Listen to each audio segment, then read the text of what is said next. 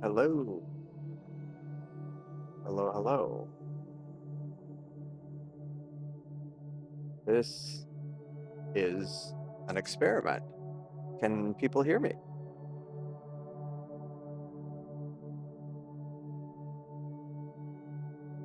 I am not in my normal location. Is my audio working? Okay, cool. All right. Let me, hello, Tariq. Welcome. Thanks for joining. Uh, hello, Dark Shades. Welcome. Evening, Jeff. Welcome. Hello, Wiley Sight. Cosmic rays, imaging. We'll get to that in a little bit. Okay, good, great. Audio is good. Yeah, this is kind of an experiment. I am sitting in the backyard, um, and I'm probably going to start doing. I might start doing this as an experiment, or I might start doing this if it goes well. We'll see. Um, but I'm fairly near the telescope. The light you see on me is just a little bit of it's from the laptop screen. It's like lowest, uh, at the lowest volume. Oh, you can't hear me loud enough. Um, I guess I could try. I'm actually using the mic in my laptop. Let me see if I can boost that. Um, doesn't look. Maybe I can do it. Is that a little bit better? I mean, there's kind of a limit, unfortunately, because I'm literally using the laptop's microphone. Had mic change it. Not so easy. Audio's okay, cool. All right. Yeah, um, I mean, that's one thing. I do have another mic, not here, but I might try that next time. Evening, Aiden. Question is, do people want to hear? That's a good question. I have no idea. Yeah, no, it's good to see you again, Tariq. Um, yeah, so I am in the backyard, and um, I mean, I could go with a purely faceless channel, but figured anyway. So let's get going. My Seestar at Starfront is having it needs some work done. It needs to be power cycled because it won't track, which it happens periodically. I opened a ticket for them to do that, and while they're doing it, I'm going to have them repolar align it. Hopefully, it'll address some of the issues we have. Um, some of the issues we have, or I've had with, uh, sometimes it takes an hour to get things going there because it's pointing at a random place in the sky. Anyway, so let's see how this works. Um, let's see. There we go. Oh, unable to connect. So let me go to the computer here. Retry it. So I'm running ESC, the new the uh, the replacement for ALP that I've been working on, but I haven't done it recently. I'm running it on a Raspberry Pi here, and that's going to be for the Seestar S30, and I think the S30. I'm going to probably control it with the app right now because I don't have ALP running, and in the corner I have here, this is Jeff imaging from both at Starfront and at home. And Wiley site is there. And I think cosmic ray. Yeah, there's cosmic ray. Cosmic ray is imaging. Oh, that's an interesting target. What is that? NGC 6946. Need to make note of that. I always like getting ideas. NGC 6946. And then we also have Quake. Quake is imaging with Nina. Cool. So I'm gonna get back to my getting something for the Newtonian. Does anybody, are there any preferences, any suggestions, requests? Otherwise, I will image something. I will find something. What I should do first is go to the Newtonian. Don't know if I need to focus this at all. I really haven't done much with it since I set it up outside. Let me just do a quick check. The stars are a little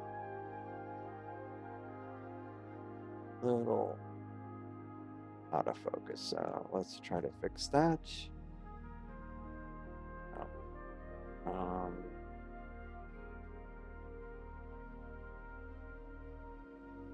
And I know I've mentioned that I often have issues with mosquitoes here. I'm sitting outside, but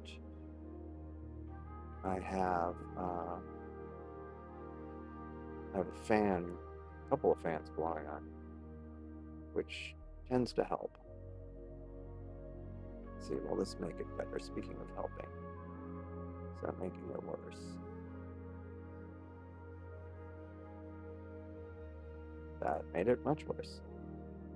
Unfortunately, this focuser has a lot of backlash, or I just need to adjust something. So I'm just trying to focus here a little bit better.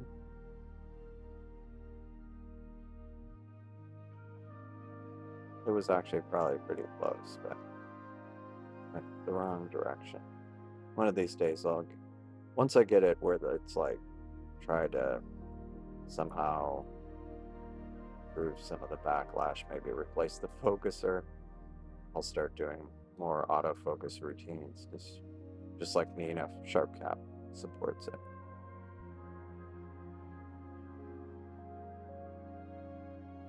Almost there. Then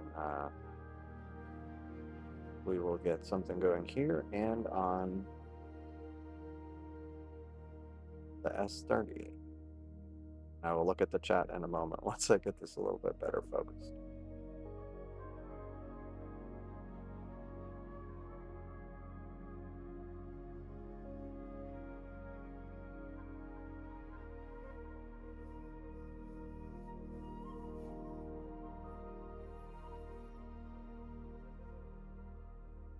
The other thing that doesn't help sometimes is since it's a Newtonian, you'll have issues with coma, and at some point I'm going to get a coma corrector. If that's good enough. Let me check the chat.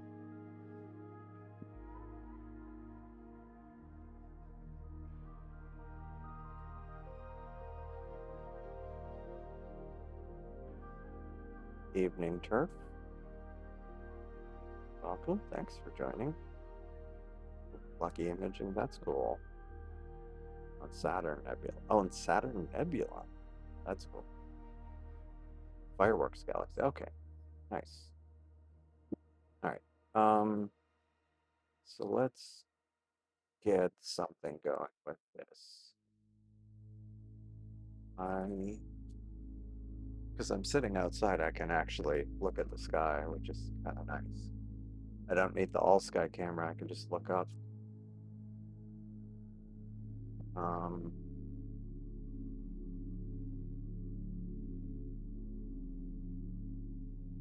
Triangulum is up. I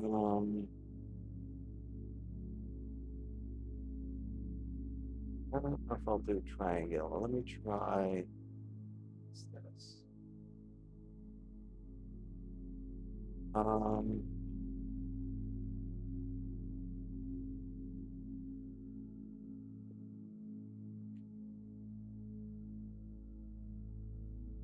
it's kind of, unfortunately, I can't image things past the meridian for very long, and a lot of good targets are now past the meridian, like the North American nebulas past the meridian.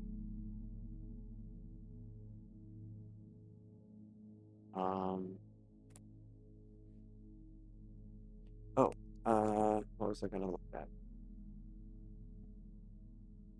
Let me try. Unfortunately, because or for better or worse, since I'm imaging here, um, there is a limit to, or I'm kind of constrained. Uh, some of the targets I wanted to image aren't as easy.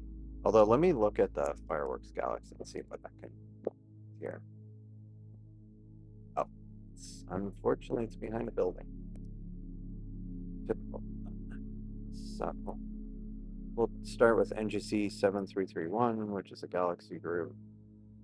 I mean, it's a galaxy group, and I will do that with the Newtonian to start with, and I will get something on the Seestar. So I want to try doing some nebulas with the Seestar.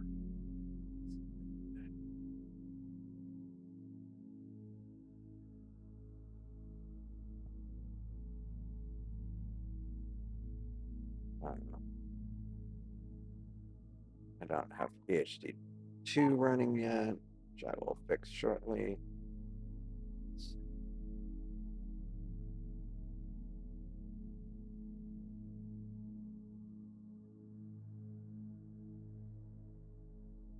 What, Jeff? What are you imaging tonight?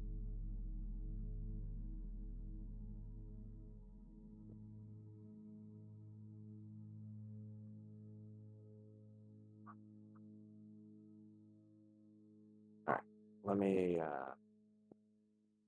try. So I'm going to be controlling the Seestar with my. Oh man, you see how bright that is? That is my phone, like almost no brightness, like pretty low.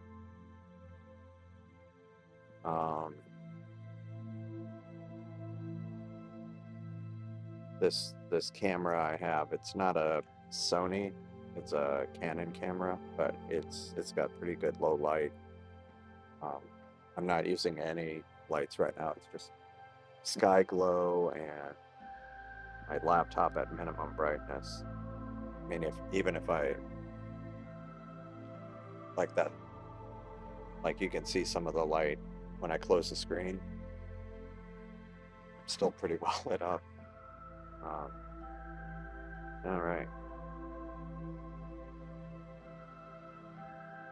Nice thing is I can watch the Seestar and make sure it's not pointing at something random because of my terrible skies. Okay, cool. Get that going. And what I plan on doing, I'll look at the chat in a moment. Oh, sorry. Just want to queue up something on this. Actually, I should check the chat.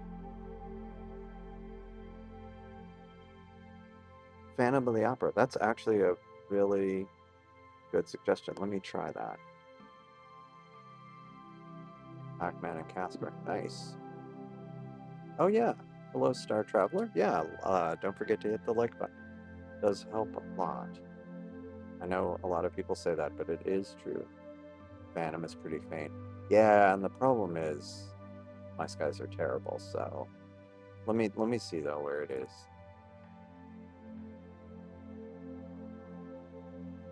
Phantom of the Opera. Uh, I'll I might try it in a little bit, honestly. It's still kind of a little lower. So what I was thinking of, oh, actually, before I do that, I let me check something here. One thing I have not imaged with with S30 that I remember is, or maybe I have, but it's been a while, the bubble and the salt and pepper cluster. Because with the Newtonian and with the note, and I'll get to I'll try the Phantom of the Opera later because it's a little lower, but I think I'll start with this.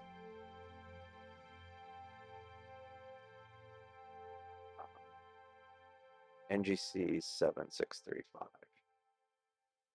Cool. Okay. Yeah, that might be actually something to try with the Newtonian. Oh man, that's rough. That's too bad. Um,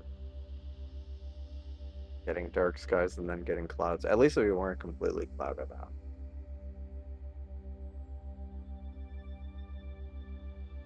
NGC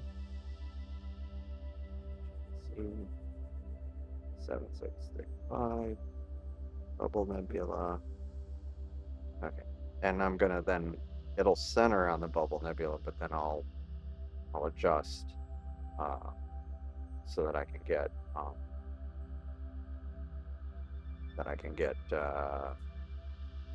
oh, actually I can adjust it before I even go to the target.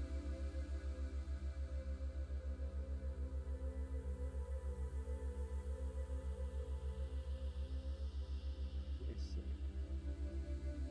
Yeah, I think if I do that, it might be okay. All right, let's go. And I might have to restart ESC because since it's not loading the image yet. But while we're waiting for that, let me start this galaxy. Although maybe I should try the Phantom of the Opera with this right now, um, with the Newtonian.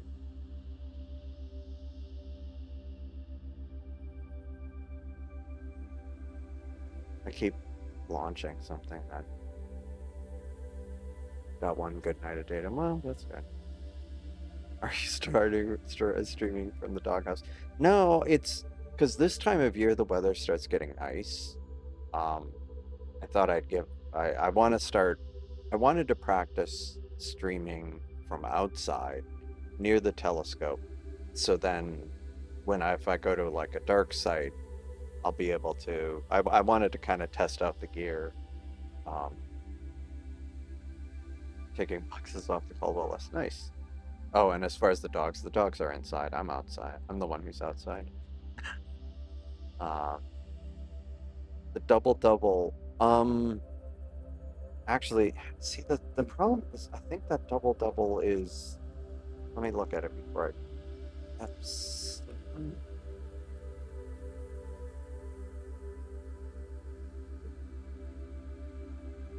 Is it 91919? Yeah, it's behind a building, unfortunately.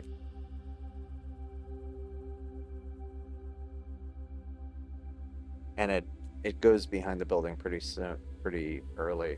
I think that might be one of those things to add to my list for a dark side visit. Um, so SH2 173. Oh, live stream caller. Let me check that down. SH2173S. So let's go to. Now, this isn't necessarily the ideal filter. I don't have the broad, the multi-frequency filter. I don't have the dual narrowband. I have the SV240, which is not as narrow of a narrowband, and it also has IR, which can be good for broadband targets, but it's not necessarily always ideal.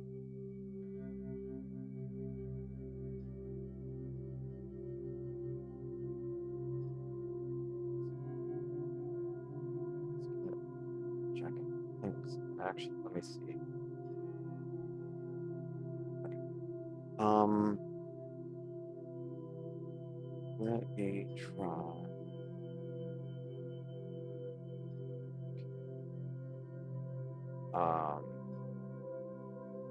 Let me check on this. Okay. It is. Let's see if it reloads or if I need to restart. Oh, there we go. Just needed to restart, and it's not actually stacking yet, so let me start that.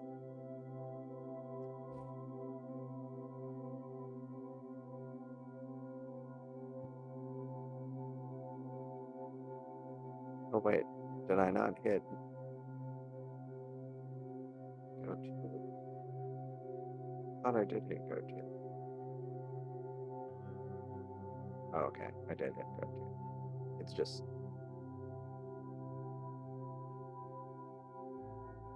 it seems well. All right, cool.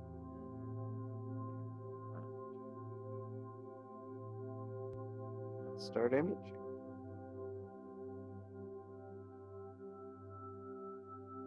Okay. All right, so that should start imaging.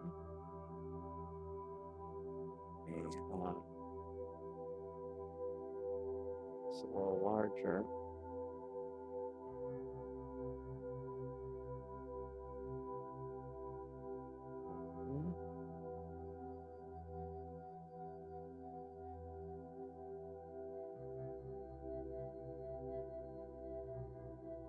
Now, granted, this might take a little bit of time because this is.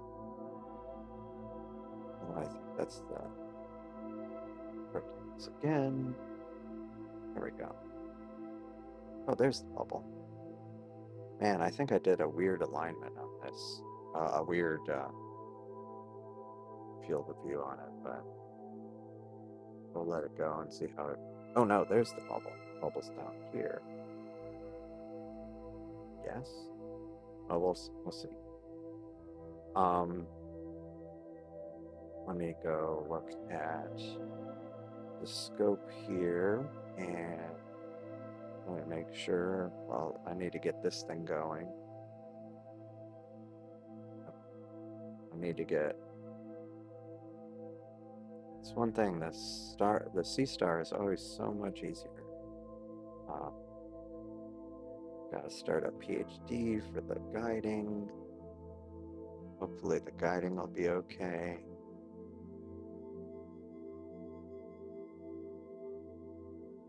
Let's see how this goes.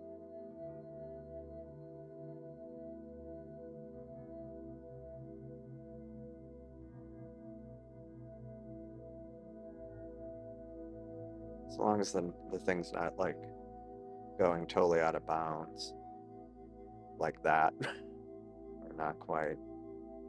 I wonder, sometimes it gets better if I do like a shorter, like it moves the telescope more frequently and it kind of gets tighter that way, better guiding. But with my skies, a lot of times I can't have those short exposures because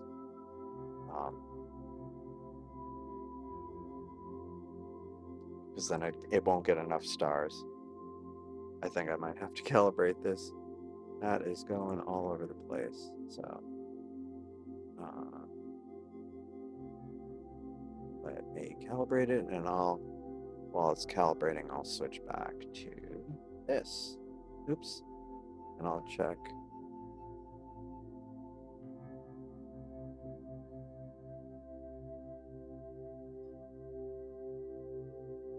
Okay. All right, so let me switch back to this.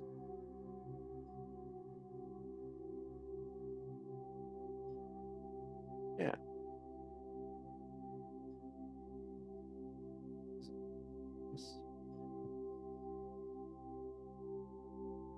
I mean, all things considered, not terrible. I mean, it's noisy, but then again, I mean, my skies are just abysmal.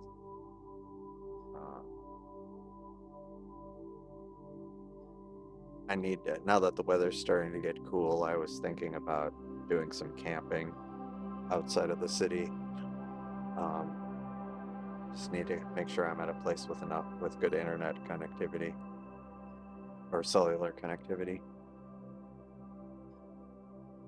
Streaming from the bunker. No, I'm outside. I'm in the great outdoors. Yeah, preparing for the mothership, or maybe I'm on the mothership. Um, oh, hello, Otto. Good evening. Welcome.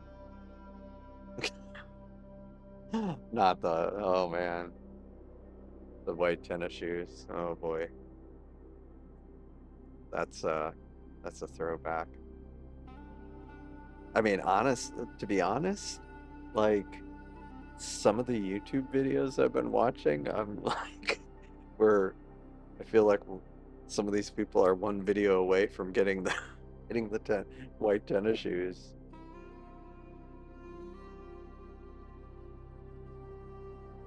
Yep. All right. So I think the herd is gonna thin itself. No, I don't think so. I mean, just like all the people who were convinced the rapture was gonna happen like a few weeks ago on TikTok. I mean, why does it sometimes feel like some current some things like that were like it's like Mad Libs, you know? Anyway, um, that's a really nice Andromeda uh, cosmic ray. Very nice.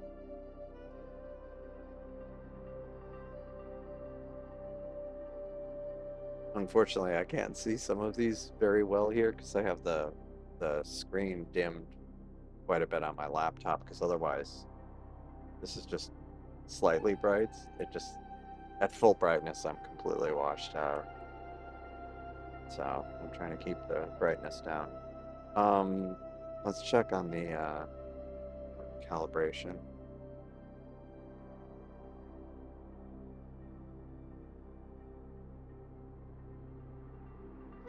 Yeah, anyway. Always, whoa. Uh, yeah, maybe that is horrible, horrible guiding. I mean, it said it's too far, it's too close to the pole. I mean, to be fair, Phantom of the Opera is still low, so maybe I'll just let it do its thing the way it wants to, and hopefully it'll have a better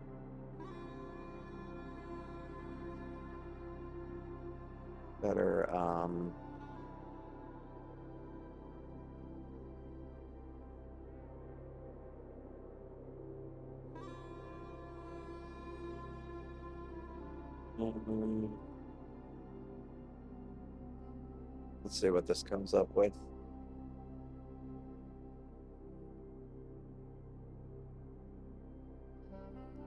Watching the telescopes through these. Make sure it's not doing anything. Okay, good.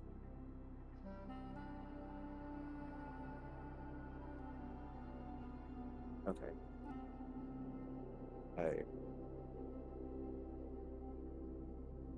I haven't actually ever done this with PhD 2, had it go to the celestial equator. So we'll see. See.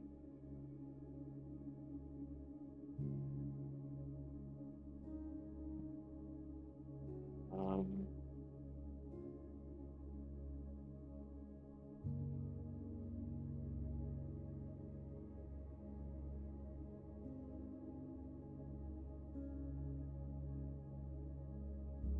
all right. Let's go back to see what's going on here.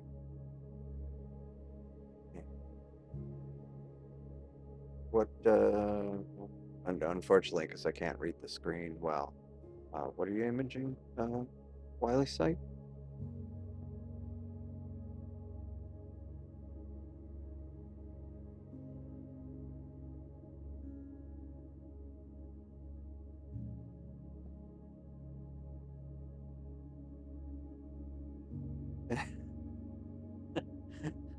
Distributed high median. Yeah, put it about on that equator. Yeah. Hello, Sun Goku. Welcome. Thanks for joining. Whoa, no, I'm actually sitting outside right now. It's um, yeah, so not quite just kind of trying something different. Sick of the wall. Yeah, I mean, I'm not planning on doing this all the time. Um, I just wanted to try something different. Um, but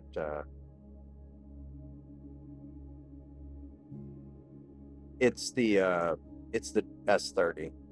It's the S30, not the um, F135. I was trying to use the F135 with an uncooled camera, and with my conditions, it was just terrible. So yeah, so I was I want to retry it with the cooled camera.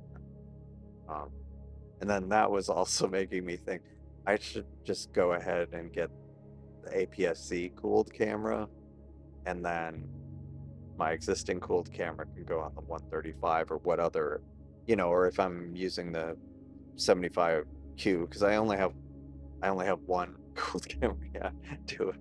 Yeah, I know. It's just a matter of time, I'm sure. Um, yeah, with one screen, it is a little bit crowded on the screen. Um, I Yeah, I'm trying to keep the layout a little more simple. Like OBS is off screen, so basically I'm only having to switch between the browser I have the chat in and kind of the Windows remote desktop, which is running uh, the uh, the the remote telescopes. Move the color Anycam to 135. That's cool. LDN 1238. Where is that? Um,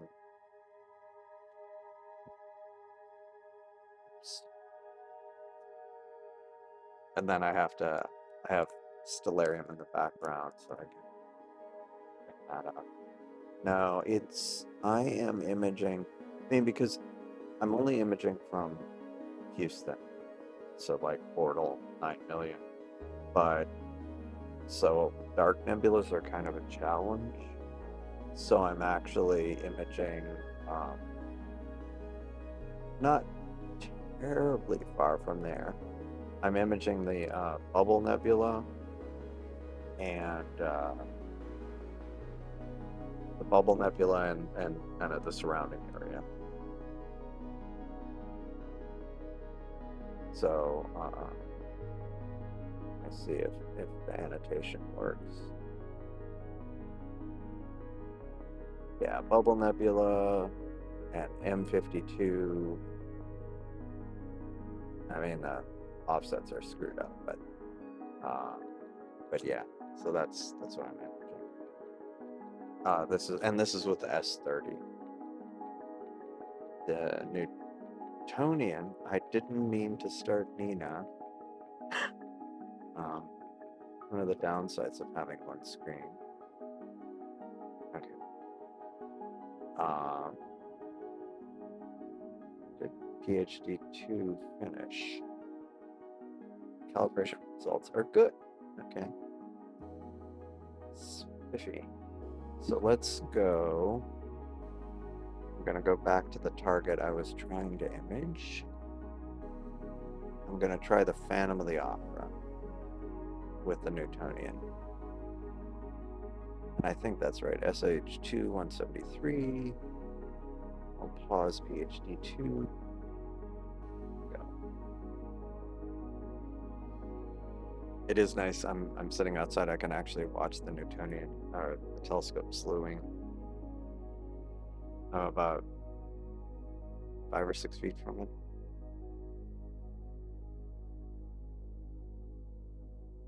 So,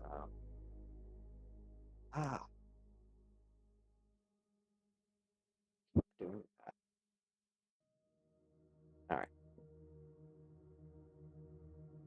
Yeah. Yeah, that's I'd get 2 more windows. I actually do have I do actually have, when I used to travel a lot, I got like a small USB-C monitor. Um, oh cool. The S30.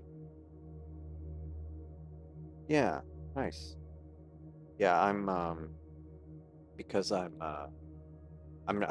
since I'm using the S30, I'm just trying to do a wide field, try to get as much as I can in one shot.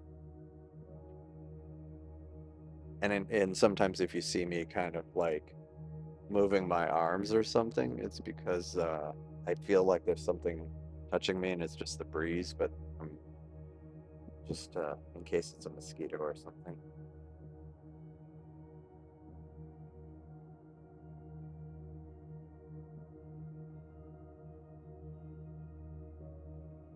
So let us. Nice. Okay. So let me go check the guiding. The guiding's okay. I didn't align it, so that's that's um so let me go ahead and start the live tag. Is there anything else? Oh, one thing I want to do is try before we kick it off. I mean, it's still low, so it's got time to rise. So I can run this for a while. Wait, is it sensor? No, it wasn't sensor analysis. I always do that. It's actually under this histogram in SharpCap, and you click the little brain, and then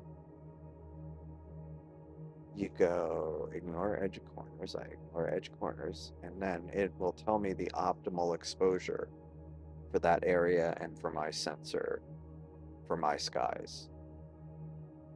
And it's saying only 12-second exposure. Yeah, that's fine. Let's see, one of my I could apply it, but a lot of times I just end up manually specifying it. Um,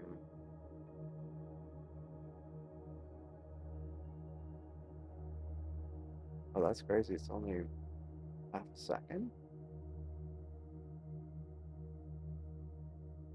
Oh, it's because I have the gain up. Sorry, let me bring the gain down to 210. I'll do 16 seconds, which is close to the optimal. Or maybe I'll just stick to oops. I'll stick to 2. All right. And let's start stacking here.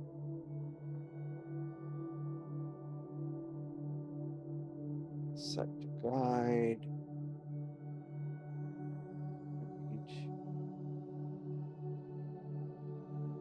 Histogram.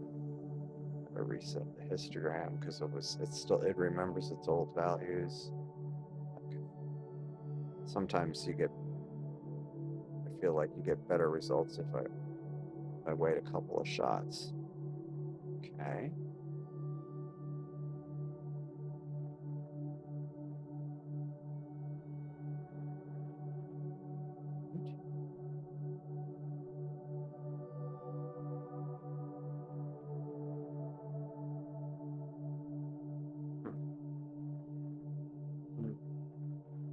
I'll just keep this going for a bit. See how it goes. And then let me check Seestar. Maybe try to brighten a little, increase the stretch. See if that is worth it. Sometimes it just makes it worse because it's so noisy because of my skies and the temperature probably. Okay. I'll leave that. Let me check the chat.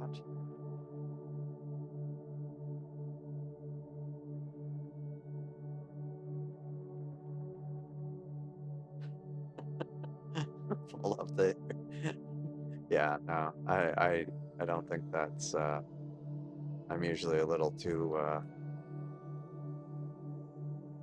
yeah. Generally that doesn't happen. Of course there's a first time for everything, right? And see, I need to work on ESC because sometimes what I find is you can see my bad all sky.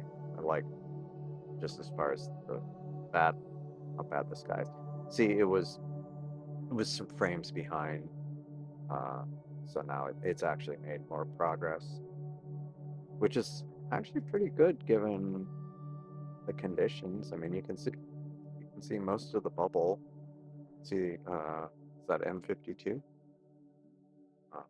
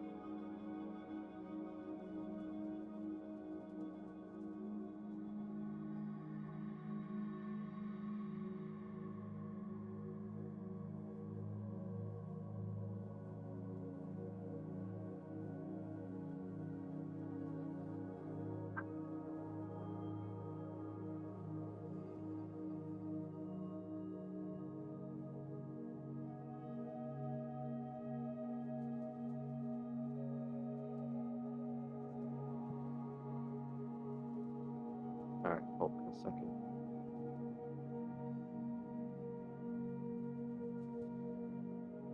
Orange chicken? Wait, wait. Hold on, wait.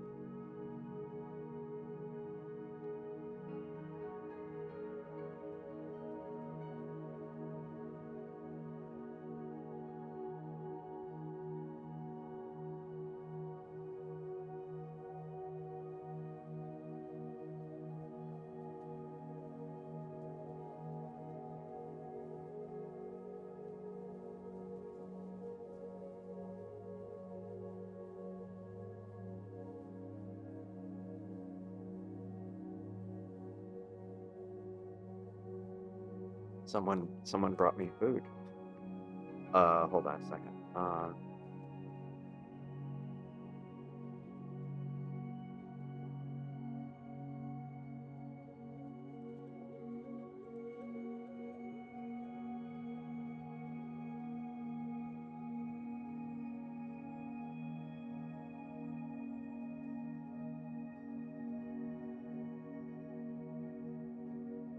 You do. Oh, there's a bunch of piss right there. And What? I stepped into a bunch of piss. Thank you. Goodbye, good sir. Bye.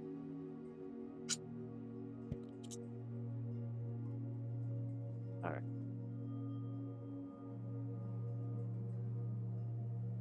It's busy. All right.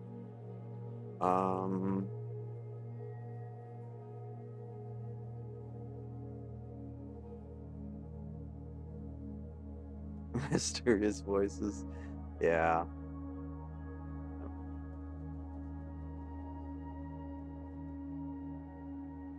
Clip it. Domain name. Oh, Sagan. Yeah. I have a series of computers that are named after the like most of my mini PCs are named after the um uh a few of them are named after things related to the Pleiades, and some of my Raspberry Pis are either named after astronomers, physicists, or computer scientists or something. I always try to have a theme. But yeah, thanks. Mr. Science Theater. Yeah.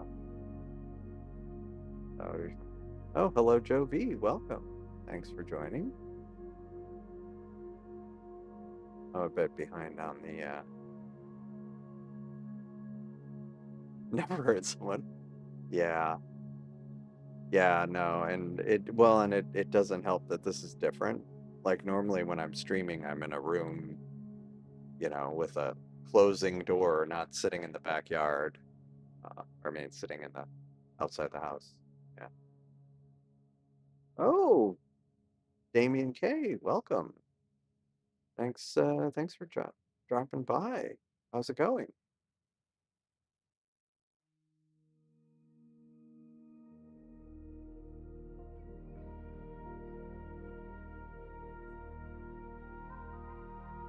Um, Sorry, I'm a little hungry, so I might eat some food here. Um, Let me check the let me this is looking nice. All things considered. Uh the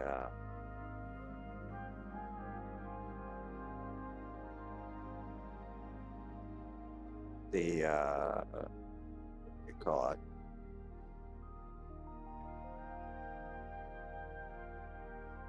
The bubble here and this cluster. It's looking not too bad. I mean, all things considered, for the terrible conditions here, um, it's pretty nice. Not bad. Now let me look at the Newtonian, see what that's up to. Actually, M33. That's a nice M33. Um, let's see. So let me go.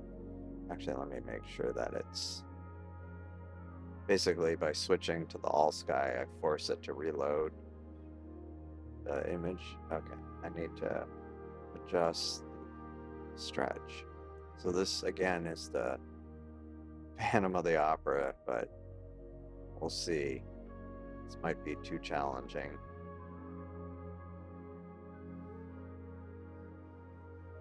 Yeah. I mean, because this isn't the dual narrowband filter, so it's really struggling to get any nebulosity. It's actually shockingly little nebulosity. I mean, it is a faint fainter target, but still that's pretty bad. Let me try resetting this just in case. And is it even pointing at the right thing? Sometimes when I get these kind of results, I'm like, am I pointing at the right place? We can check by forcing plate solve, and then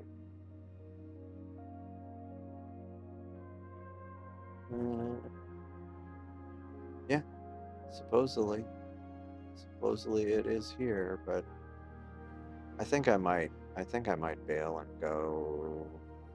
Maybe I'll try doing the bubble nebula too. See how that goes with this filter.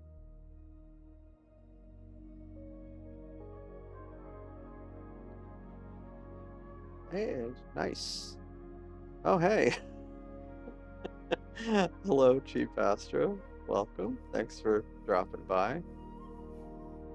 12th like, yeah. Don't other people don't forget to like the video. Supporting there. Oh man. Almost as bad as a squid, yeah. Yeah, the new I do like the spikes. You can see it. Let me look at it again. I mean the problem is my monitor is I can't really increase the brightness of my monitor because I guess I can see some red. I can't increase the brightness of my screen because it'll end up kind of washing out me.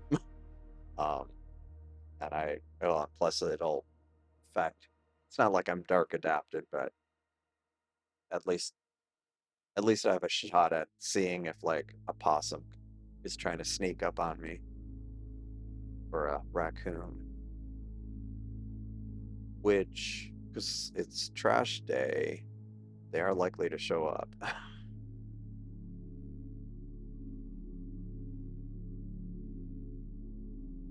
Maybe?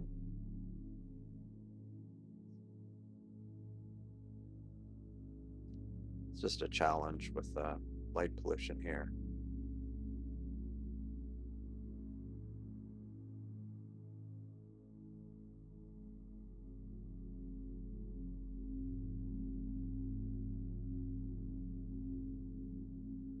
I'm going to pause the video or pause the camera real quick while I feed my face. I'll spare everybody.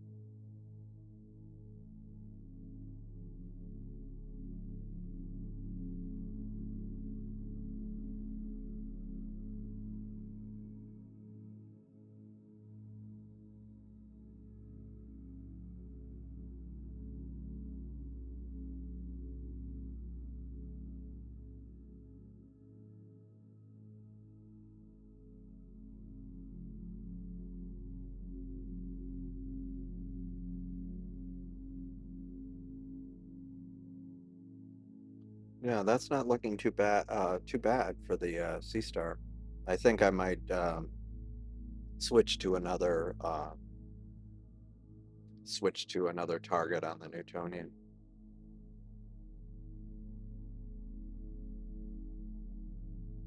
I'll give it a little bit more time.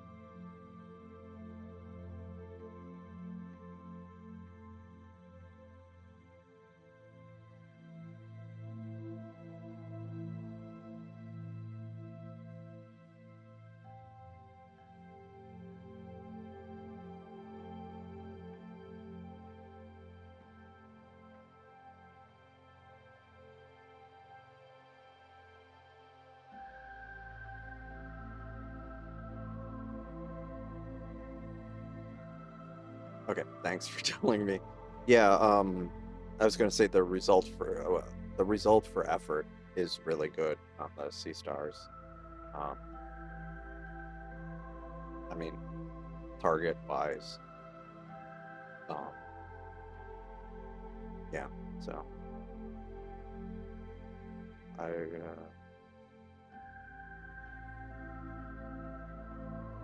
I'm gonna mute again and pause my video again briefly because I have some orange chicken here and I'm eating it.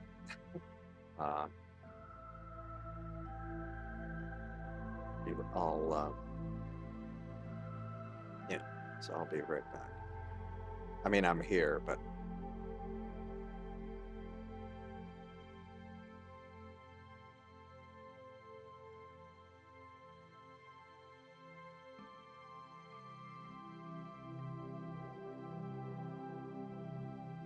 that's true. It is a random it is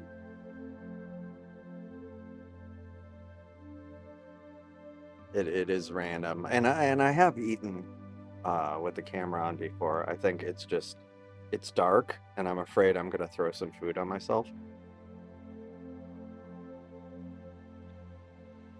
which could make things more entertaining.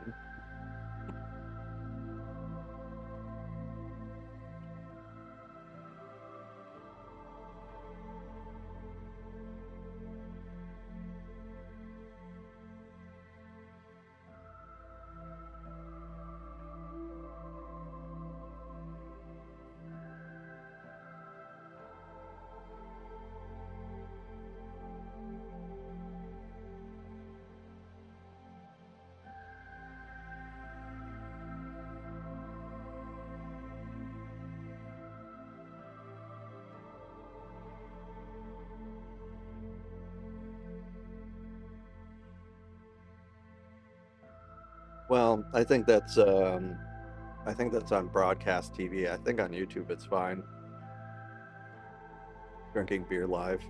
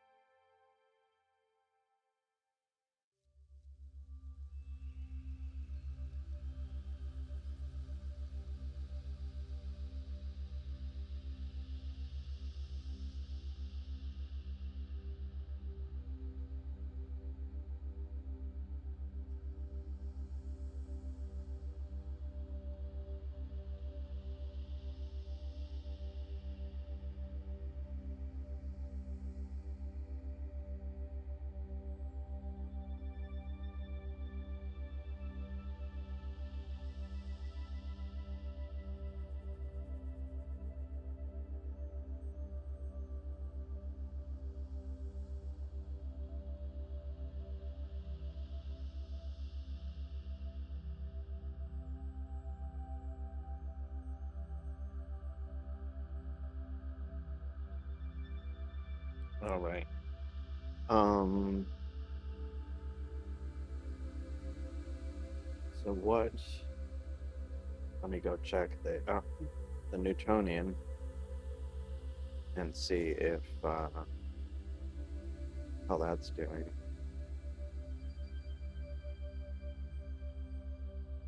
I think I might switch to another target here. It's just it's just challenging with some targets and plus I'm not using the ideal filter for this. Like I'm not using the dual narrowband, so that's I think I'll pick another target. If anybody has a suggestion.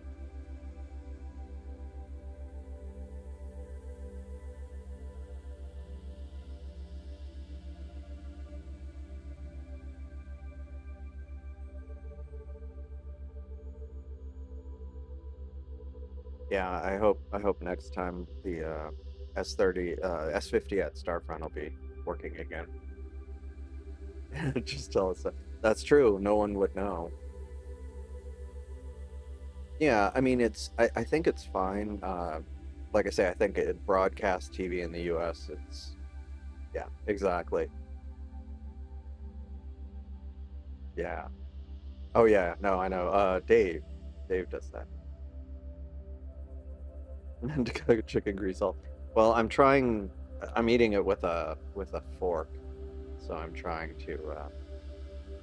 not to make a total mess. Um, so yeah. All right. What target should I image on the Newtonian? I have a list. Let me see. Where is my list? Again, just a single screen is um some of these unfortunately are okay. Um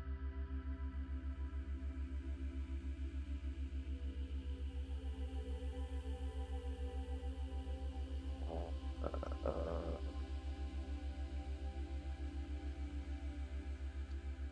let me check.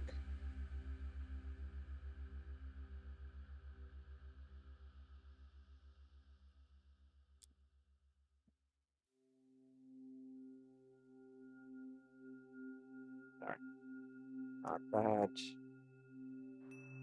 Low. Would be a good one.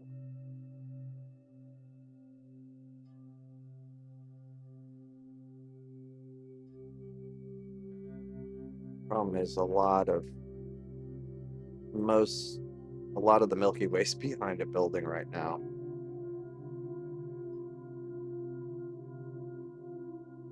So like the North American Nebula is behind a building. Oh, you know what? Unfortunately, it's too close to the meridian.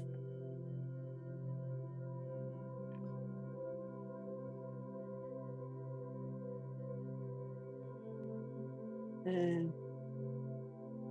I could get 20 minutes on it. The Wizard Nebula. I'll try that on the Newtonian. NGC 7380, unless people have another suggestion. Sculptors in view. I need to check. So the scope is a 8-inch f4 Newtonian, and the camera is a 585 based IMAX 585 based cooled camera. It's a Player One Uranus C Pro, something like that. Oh, that's interesting. Iris Nebula is behind a building, unfortunately. Unfortunately.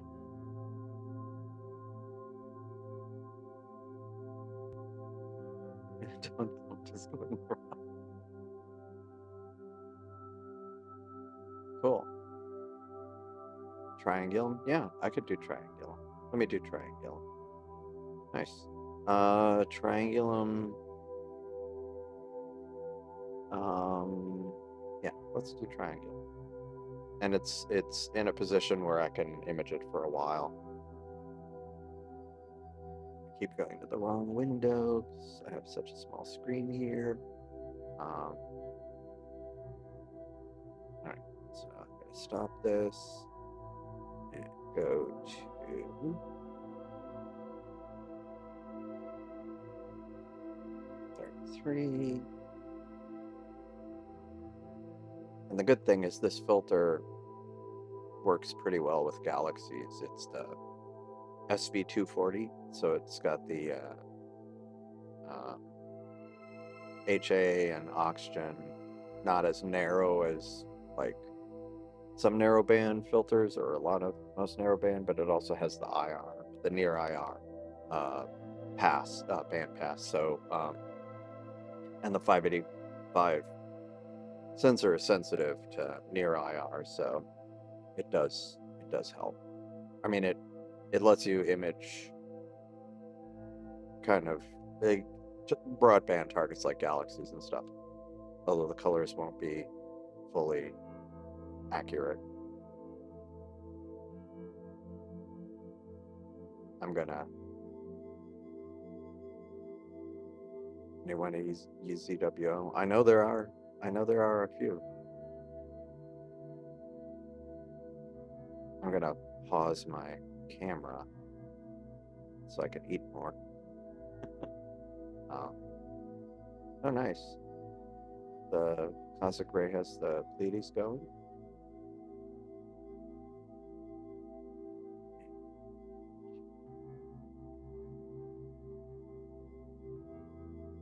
Huh. Trying to mute.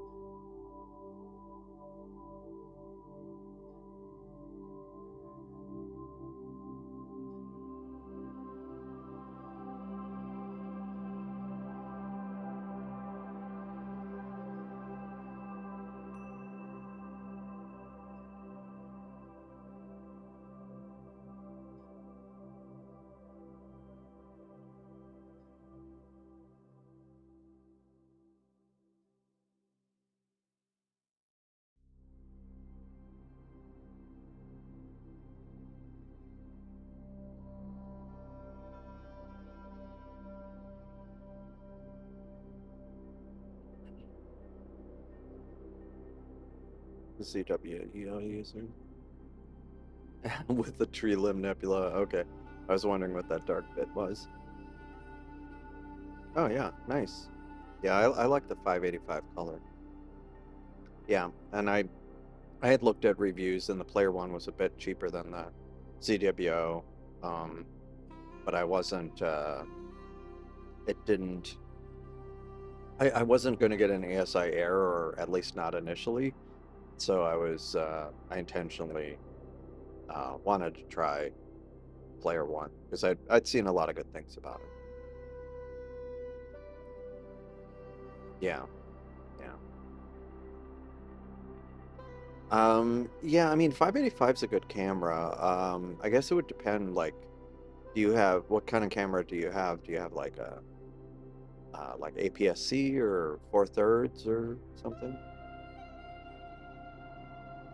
Yeah, I mean, it was interesting because I've done, I mean, my scopes are not nearly as big as yours, but I've done some planetary with it, and when I do a region of interest, um, like I've gotten some crazy frame rates. I was quite amazed that the frame rates I was getting over, like I was getting like 200 frames per second and higher.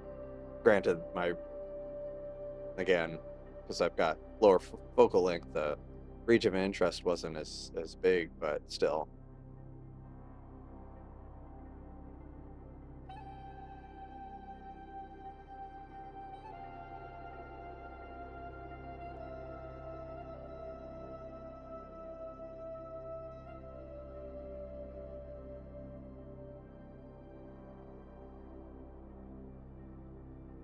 Yeah, it was the first cooled camera I got, and I've been quite happy with it.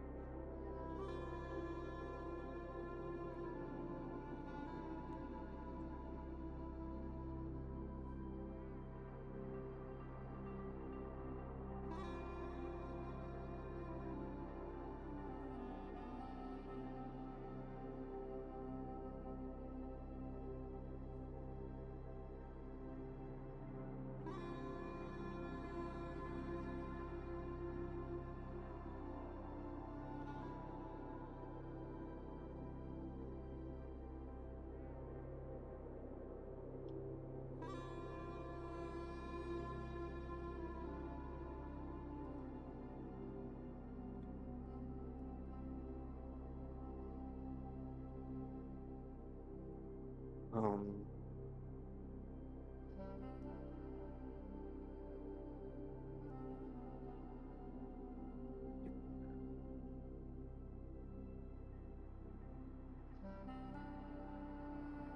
check on the bubble. I don't know how much more time I'll be able to image this before it looks like it's getting close to going behind a building. So we'll have to see.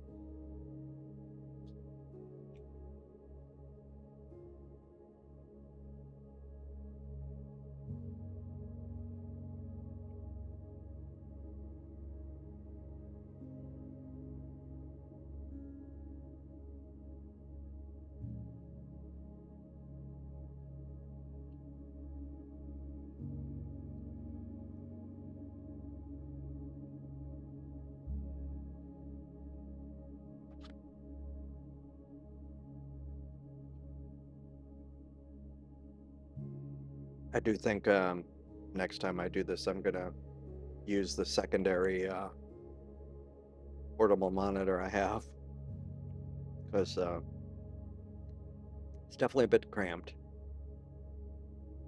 Yeah, well, and it's fast, and I have terrible conditions, so I mean, this is about as bad of a sky conditions as you can get. So every that's why I want to take it out to a dark site because I can't even imagine what it would be like there.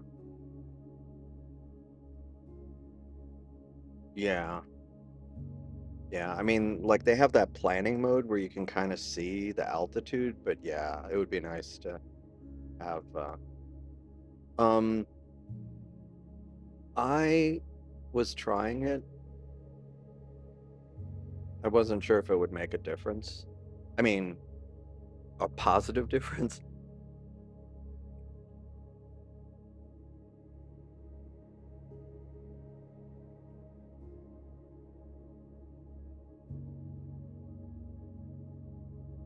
Yeah, I guess it made it a bit brighter.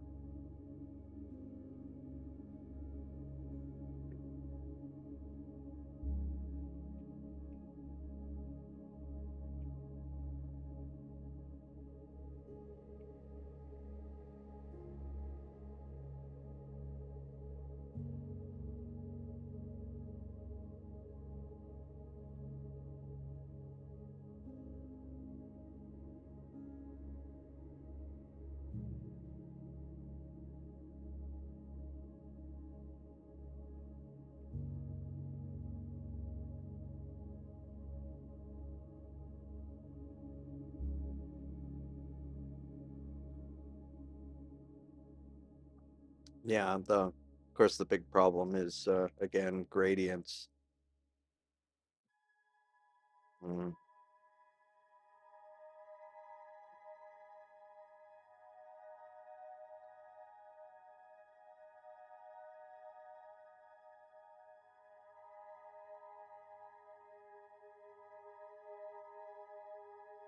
Trying to think, trying to see if there's something that is causing that, like if it's a neighbor's light, but I don't think it is. Oh, dang it.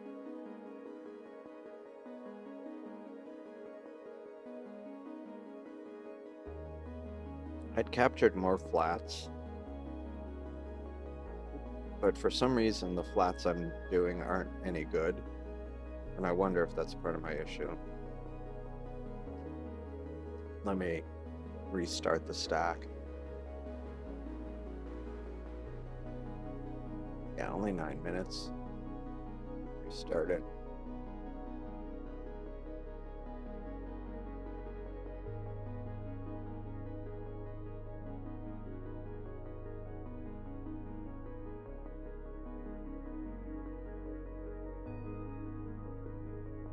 So I turned off the flat. I mean, I'm not using flats now, just the darks.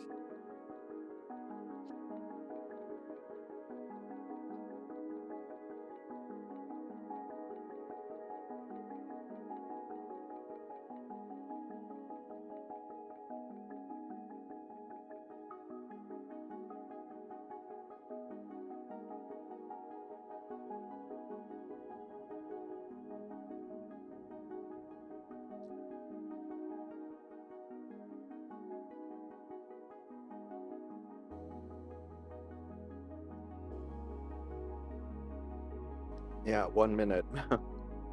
Bortle 9. It's not too shabby.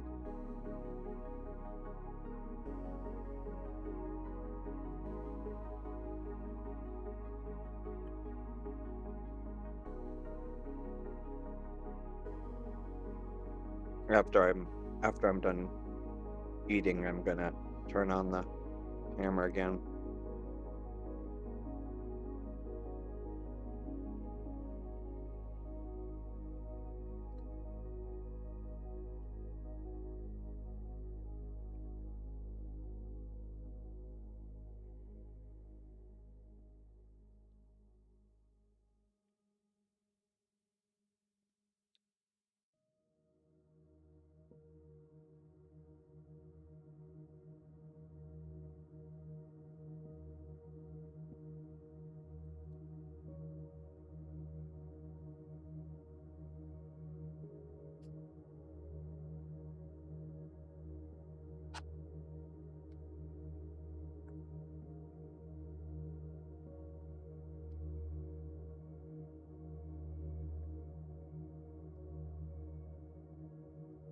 I do like seeing these nebulas around M33.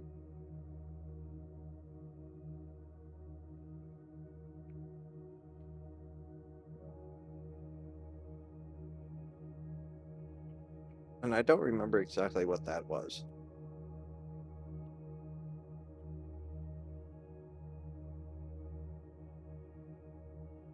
I see 132.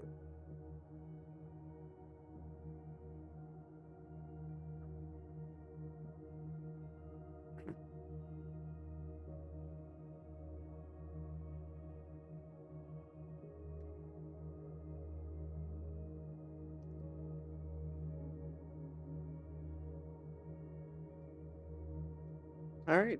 Good night, Benji. Thanks for joining. Have a good rest of your evening.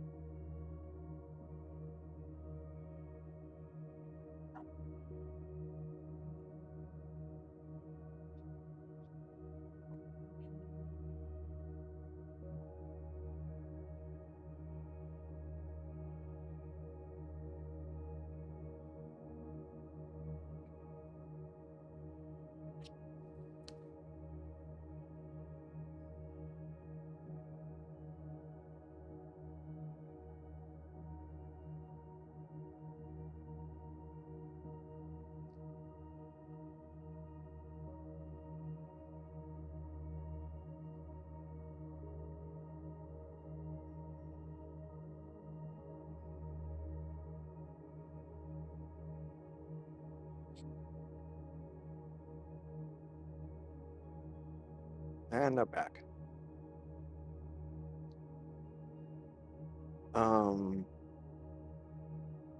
Let's see.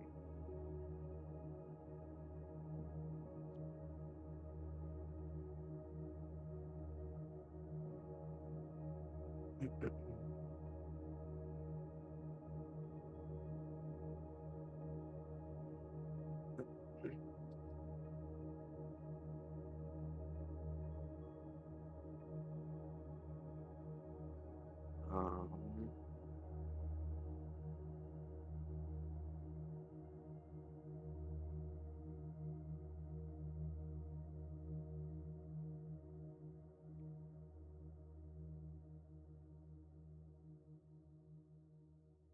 uh,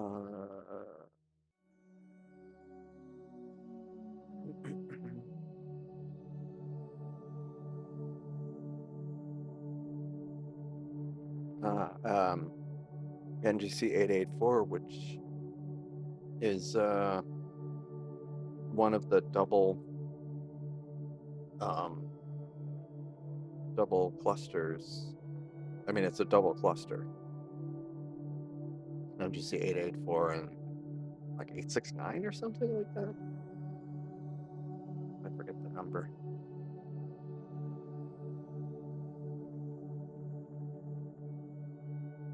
What happened? Sorry about what?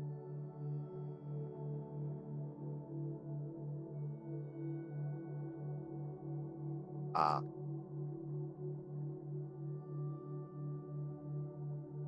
not the. Okay. I mean, it is a great. I mean, it is. Yeah.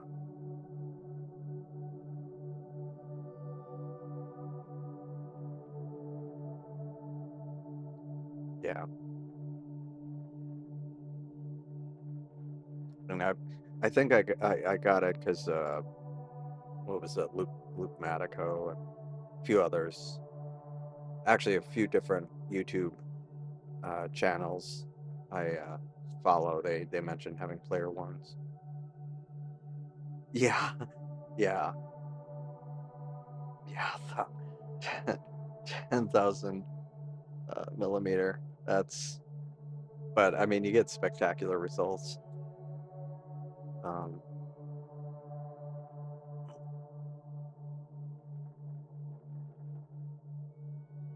uh,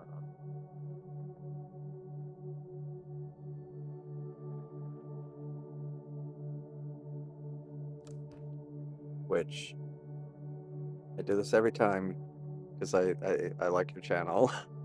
um, but yeah, the large Dobsonian with planetary is just amazing.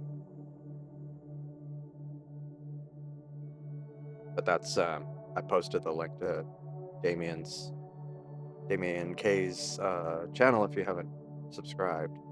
Um, right. See, I haven't. I need to be more diligent about the histogram. What software do you use for capturing? I don't think I asked that, or maybe you've mentioned it. 7 Crapsy. What um what software are you using to do the capturing?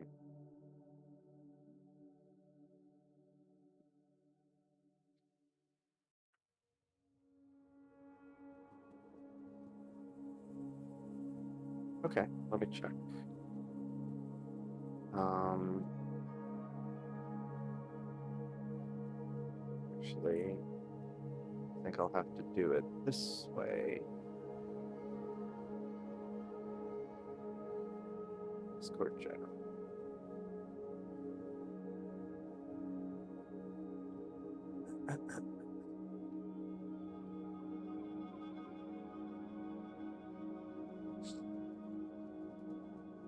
Uh,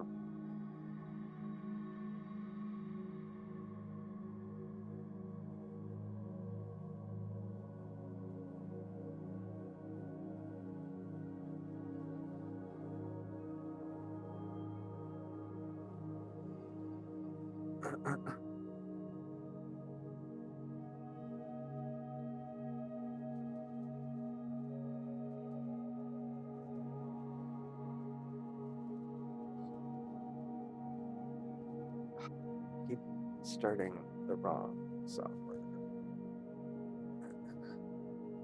Just one sub. How long of a sub is that?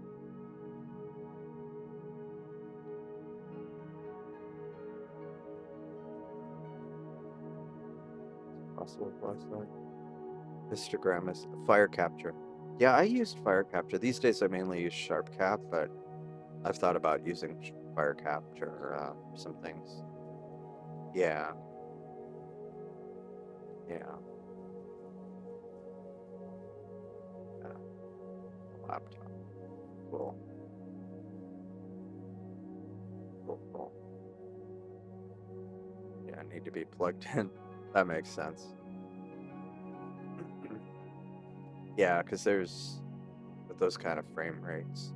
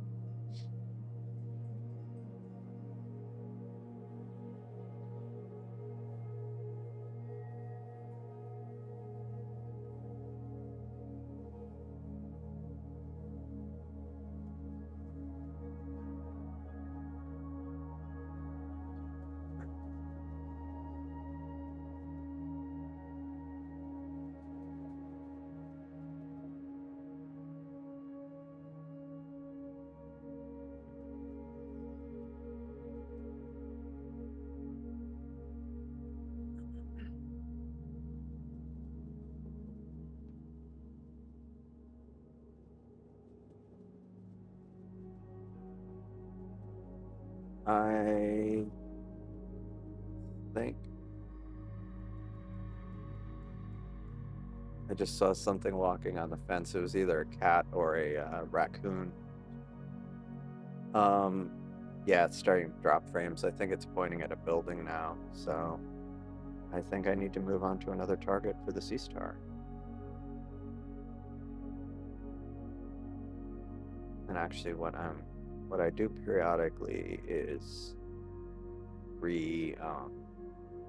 kind of level the colors, not level, but readjust them so they're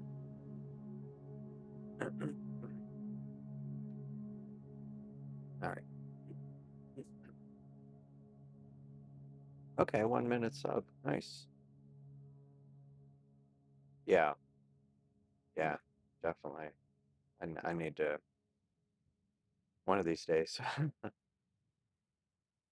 Ah, oh, that's cool. Up to 300. Yeah, wow. Yeah, I do think that's cool. Seeing so many nebulas in another galaxy. Yeah, they would be, but not as impressive as those, or at least one of them is much bigger than anything we have. 60-second videos at 100 frames per second. Cool. No, it's good to.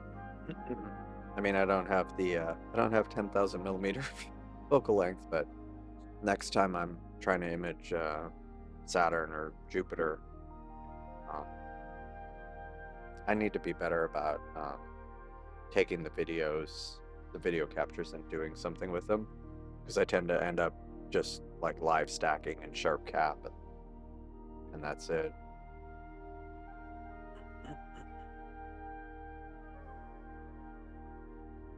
I'm getting my phone so I can change targets.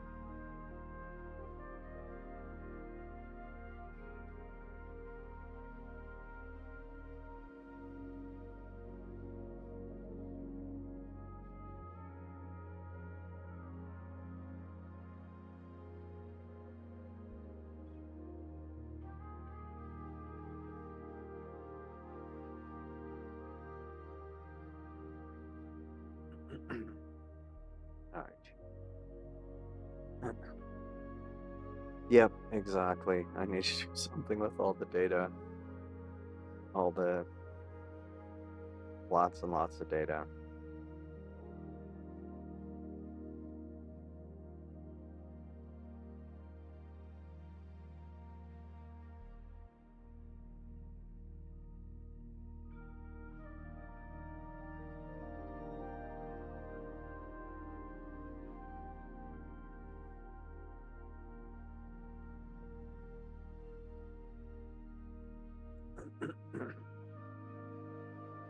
one of these days, if I have with a higher focal length scope and a darker sky, I want to try to image this nebula in M33, like get a closer in view.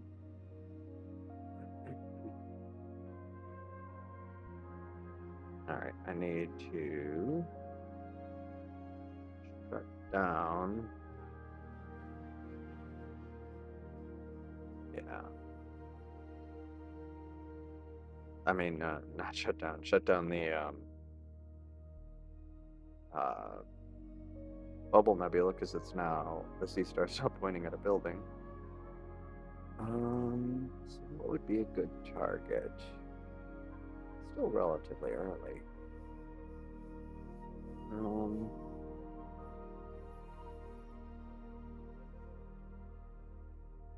Unfortunately, a lot of good things are behind buildings right now, so.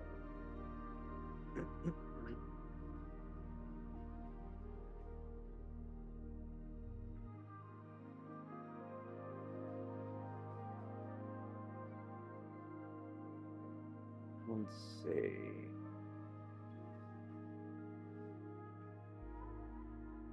Just kind of looking around in Stellarium.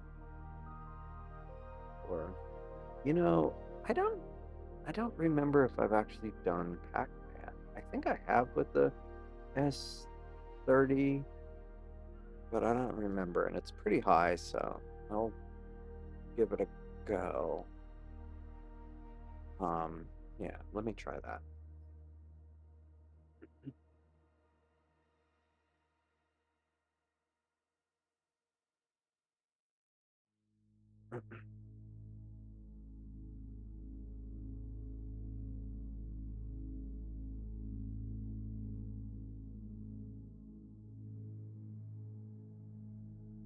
Well,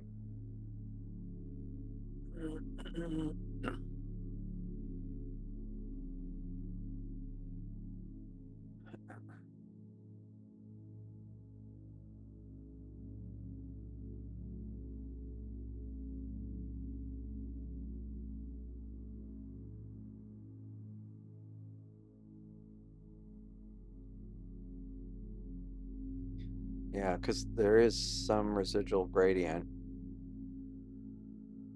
A lot of times I can't do the cutoff as much, because then it ends up with over darkening one side of the image, so I have to back off the histogram a little bit.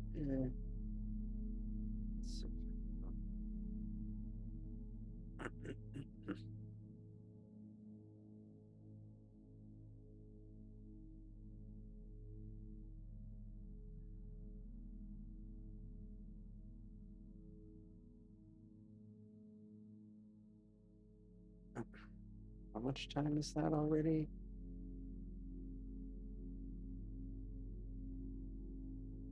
17 minutes.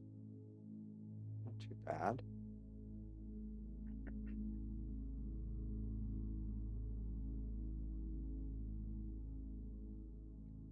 All right.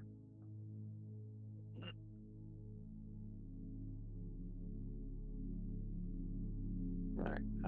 I moved the S30 over to the Pac-Man Nebula, and it is starting to stack. Let's check that out.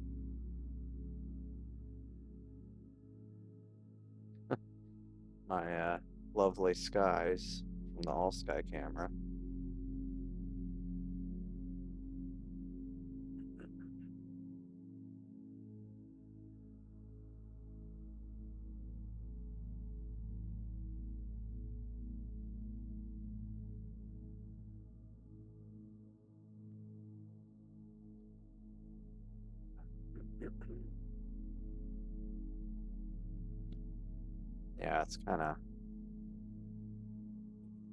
Yeah, it's kind of slow. Mostly, I mean, it's the good thing is it's high in the sky, but thanks to the conditions, it's going to take a little bit of time. So in the meantime, let's look at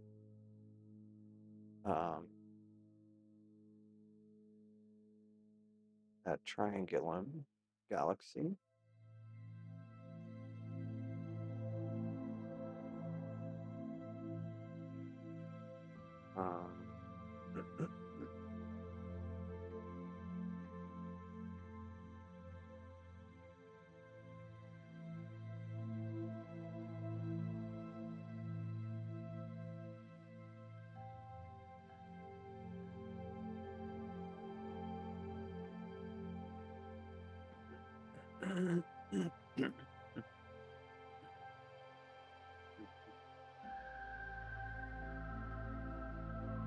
Let's see.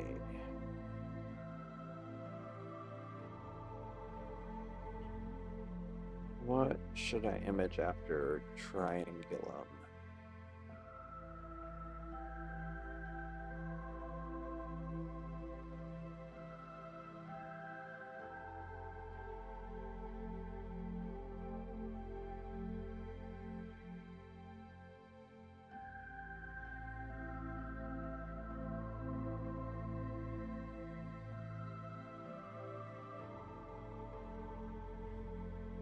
Let me look at my list of...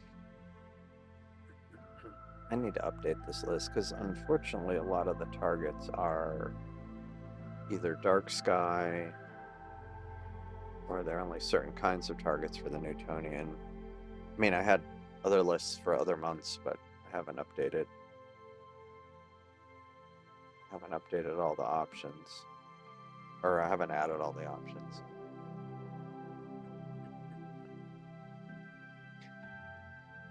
Star Traveler, I think, asked about Sculptor. Let me see. Forgot about that.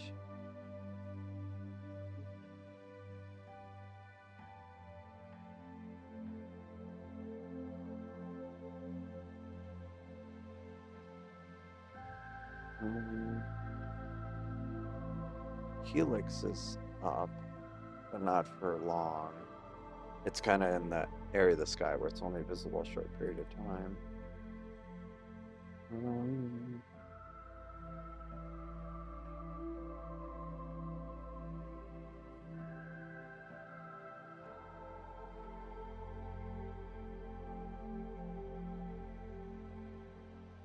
Let's see.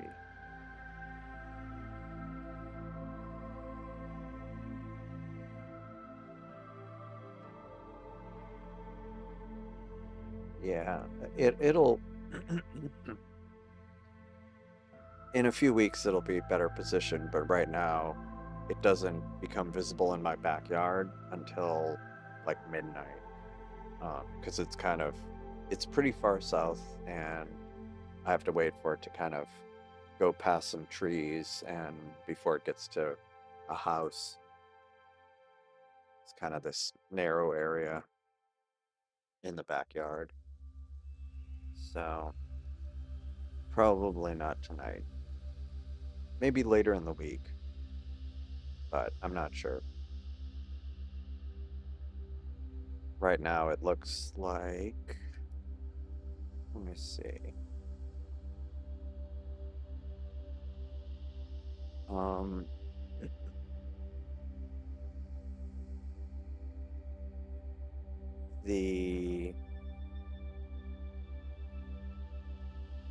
Yeah, it's going to be good here tonight, but not tomorrow night. But Wednesday night looks good here. Tomorrow night is good at Starfront. Wednesday night might not. So we'll see. If my scope is functional again, or realigned, the scope at Starfront, I might stream tomorrow night, just Starfront only, or I might not. Maybe I'll stream on Wednesday with the Newtonian again.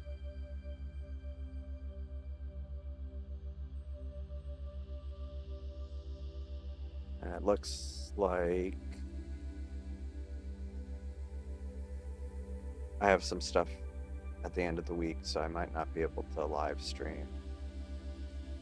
It looks like Thursday evening here might be okay. I might be able to live stream then. I mean, I'm not ending the stream now. I'm just kind of looking ahead. Tuesday at Starfront's fine. Wednesday's iffy. Thursday might be okay. Saturday might be okay. So we'll see. But the good thing is it looks like at least 1 or 2 more days this week. Scope out of alignment. Yeah. So I've had my polar alignment was never fully dialed in at Starfront, and it's gotten worse because of all the cord wrapping I've had and them having to unwrap it and the thing getting jostled. Also, I have to have it power cycled because it won't go to. I can manually steer to a place, but go to commands fail. Every time that happens, it has to be a hard power cycle. Like a reboot is insufficient. I rebooted it twice, it didn't resolve it. And then there's a plate there, one of the Skywatcher round plates, and I found, like here at home, I was using a different plate, and I swapped on the S30, and I swapped the Skywatcher plate, and it's the problem I was having is, I mean, and I don't even know if it'll be the same with this other plate, but it seemed like the number of rotations it was correctly aligned with this plate, and I do wonder, like I've had these slipping issues at Starfront, and so anyway, I'm having them swap out the plate. So I'm having them swap out the plate with the Skywatcher plate. I'm having them redo the polar alignment, and yeah. But the biggest problem is I'm kind of dead in the water because I can't do a go-to on the scope without having a hard power cycle, which I also, one of these days, need to send them one of those finger bots,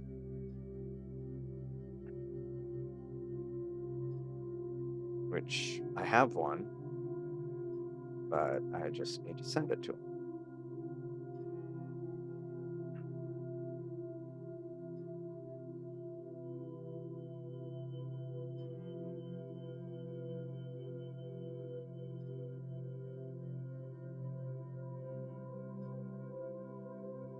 I would like to see how some of this would look.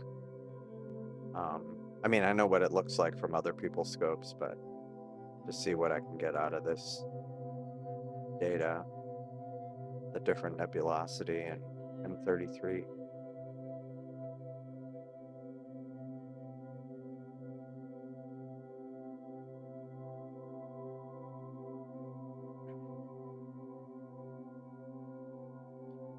Let's go look over here. Oh, hey, let me make sure it's caught up.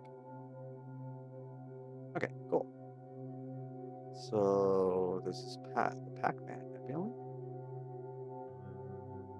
Nice wide field. It is actually, I don't want to say surprising, but it's nice to see this many stars on a Seestar at my house, because that's always a thing I struggle with, is getting many stars just because of the bad conditions here. And it's not even particularly good conditions today. I think it said transparency was below, or was it seeing? Maybe it was seeing that was below average. But I see like,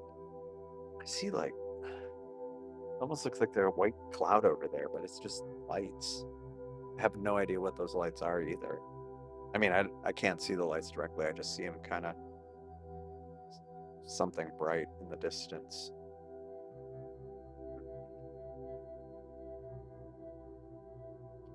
So that's looking good. I do want to figure out what potential next target.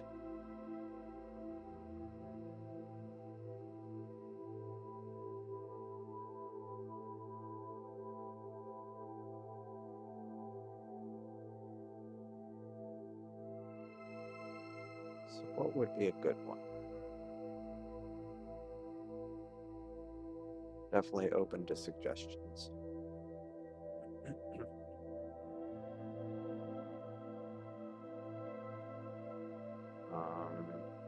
Let's see.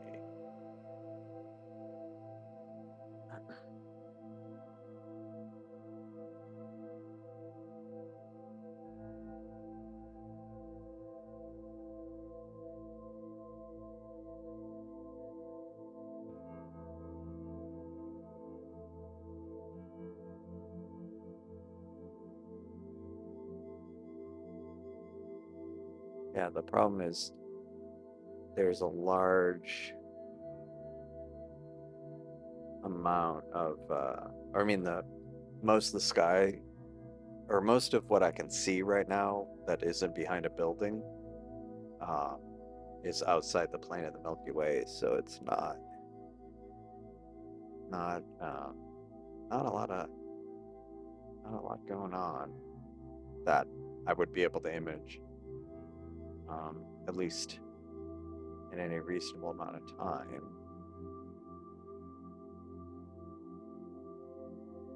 Um, let's see.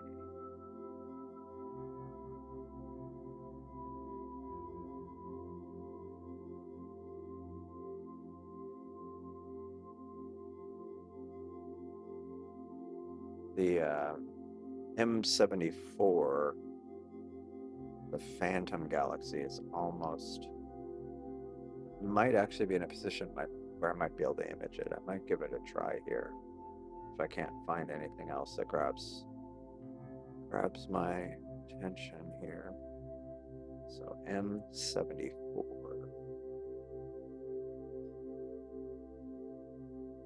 Fiddlehead Galaxy? Some of these names. Yeah, it's a bit on the small side. I mean, not particularly small, but with the Newtonian, some galaxy clusters. But a lot of these are PGC galaxies. So probably a little on the faint side.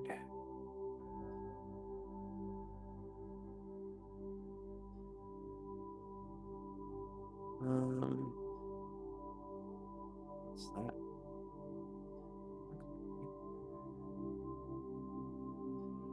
Yeah, the California nebula is almost up from behind a building, but it's still so low I wouldn't try it. Maybe in a few weeks, or if I'm up past midnight some night, I'll do it.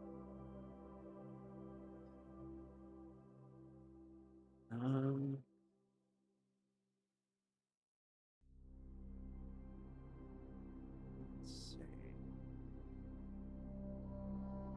Maybe I will try that M74 here in a little bit. Yeah, I'll do that. All right. Unless somebody has another suggestion.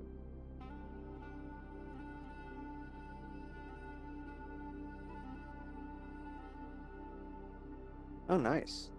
Yeah, I mean, imagine with 5 hours that would produce pretty good result. Your 5 whole subs of the Phantom Galaxy. That's funny. Of course, with your skies, I'm sure the results won't be too bad.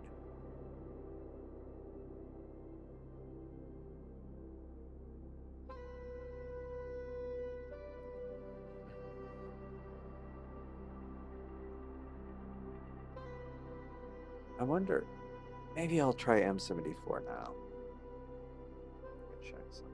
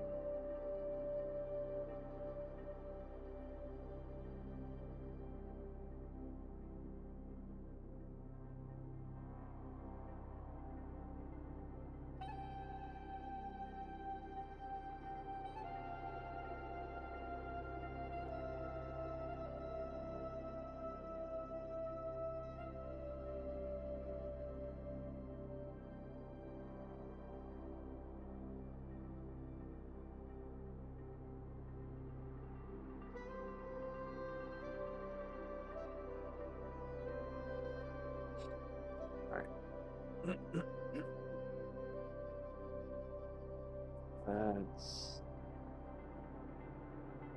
it's pretty faint. Yeah, sculptor probably won't. I mean, for me, it won't be. Yeah. Oh, that's neat. So you're gonna get some time out of the sculptor. That's cool. Oh, okay. What did you? What did you do to do that?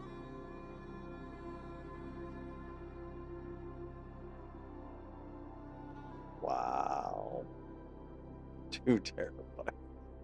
Jeez, that's a lot.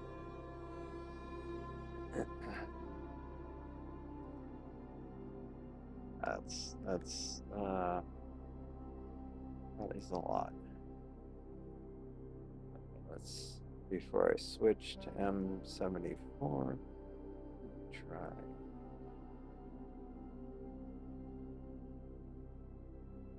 Actually, let me try.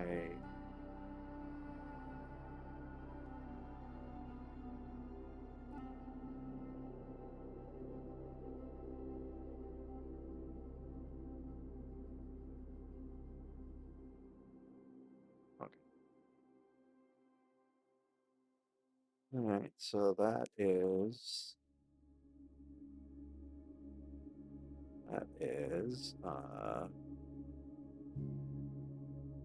just over half an hour. Yeah. Cool. All right. So let's go to M74, and we'll see if it's high enough now. I'm not 100% sure if it's actually cleared a building yet.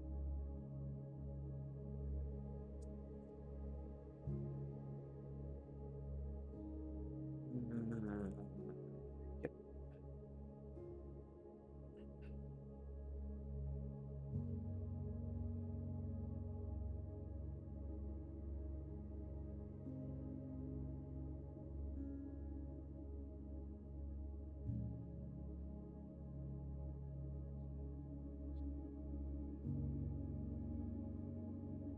NGC 1499.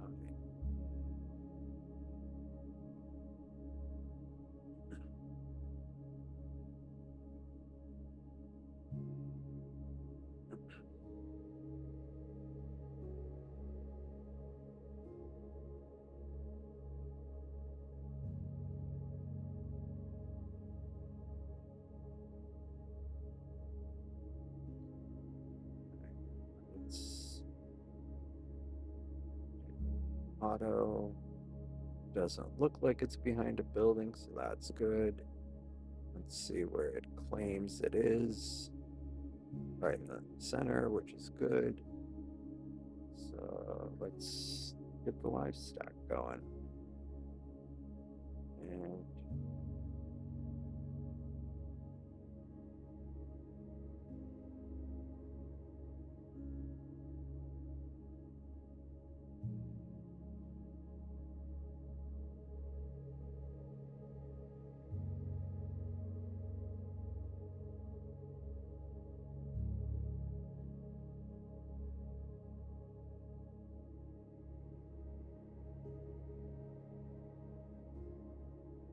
hmm. Yeah. Classic Ray's got California Nebula, looks like.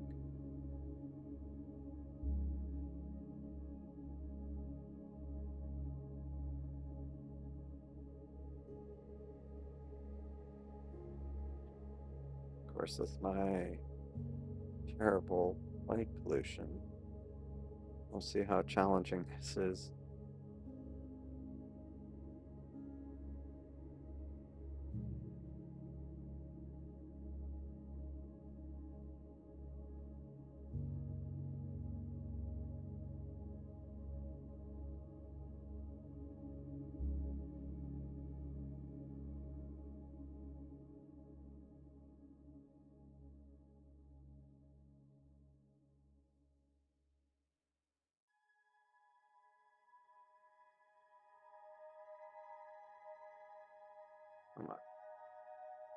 Sometimes, problem is I'm doing this through a remote desktop, so sometimes I don't quite hit the drag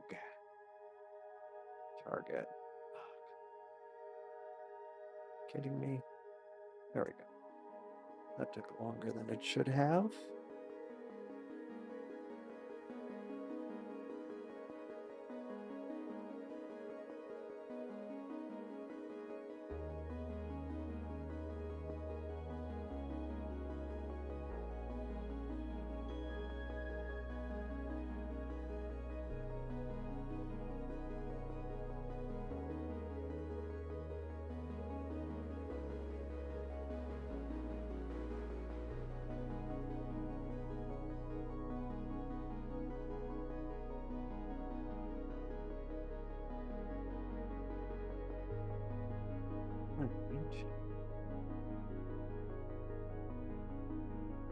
I have a feeling this is going to take a fair amount of data to get a reasonable result. But while it's doing that, we can look at the Seestar. Actually, the Seestars, including cosmic rays.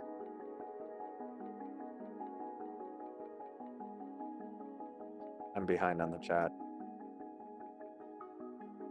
Oh, nice. That's cool. Good to know. Yeah, 2 terabytes. Okay. Good night,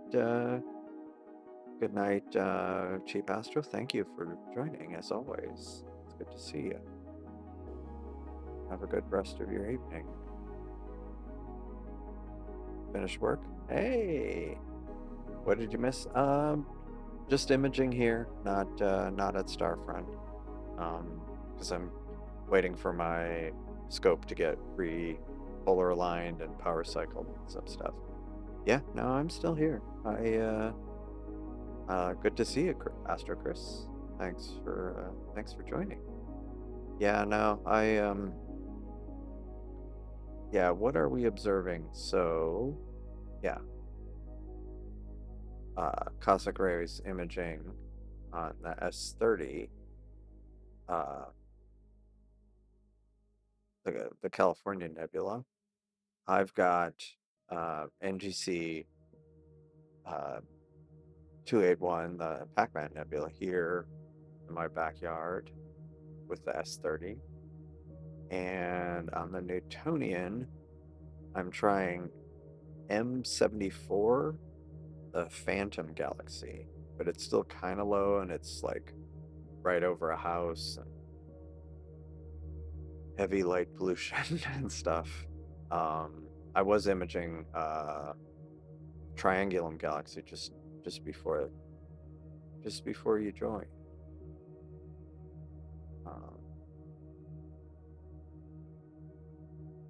Kind of see the spiral arms. I think it's kind of like one of those grand design spirals where it's got the nice well-formed spiral.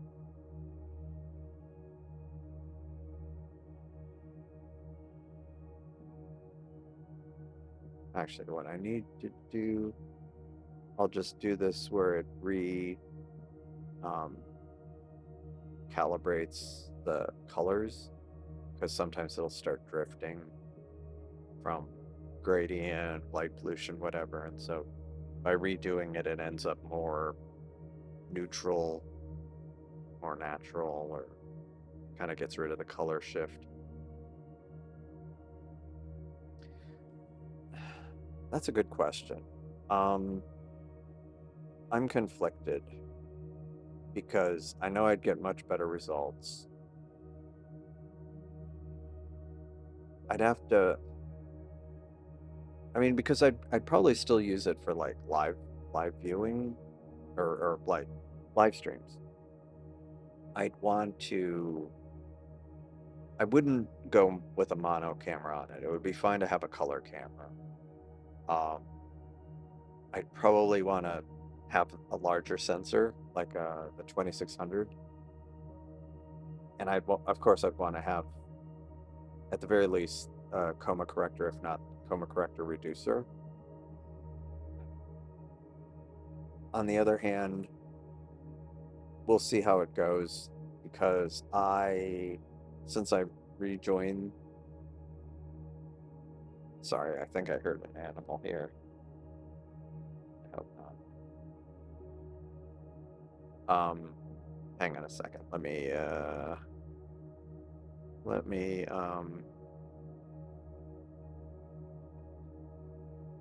pause the video so I don't blind everybody, but because I do have a high power flashlight here, since I'm not really worried about dark adoption here.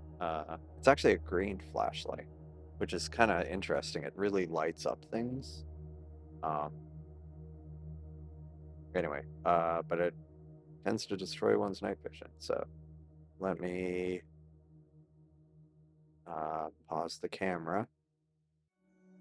Because the last time I did this, it like massively overexposed things. Oop.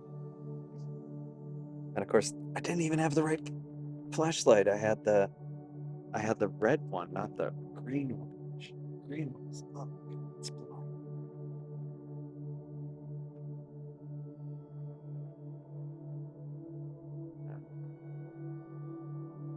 Hopefully, it doesn't screw up the image. But the nice thing is, it's like it just lights everything up. But yeah, the Newtonian at Starfront. I don't know. I have thought about it. I'd almost be tempted, since I haven't used my refractor in a while, I'd almost be tempted to send that. You know, it is 75 millimeter. It's a good refractor.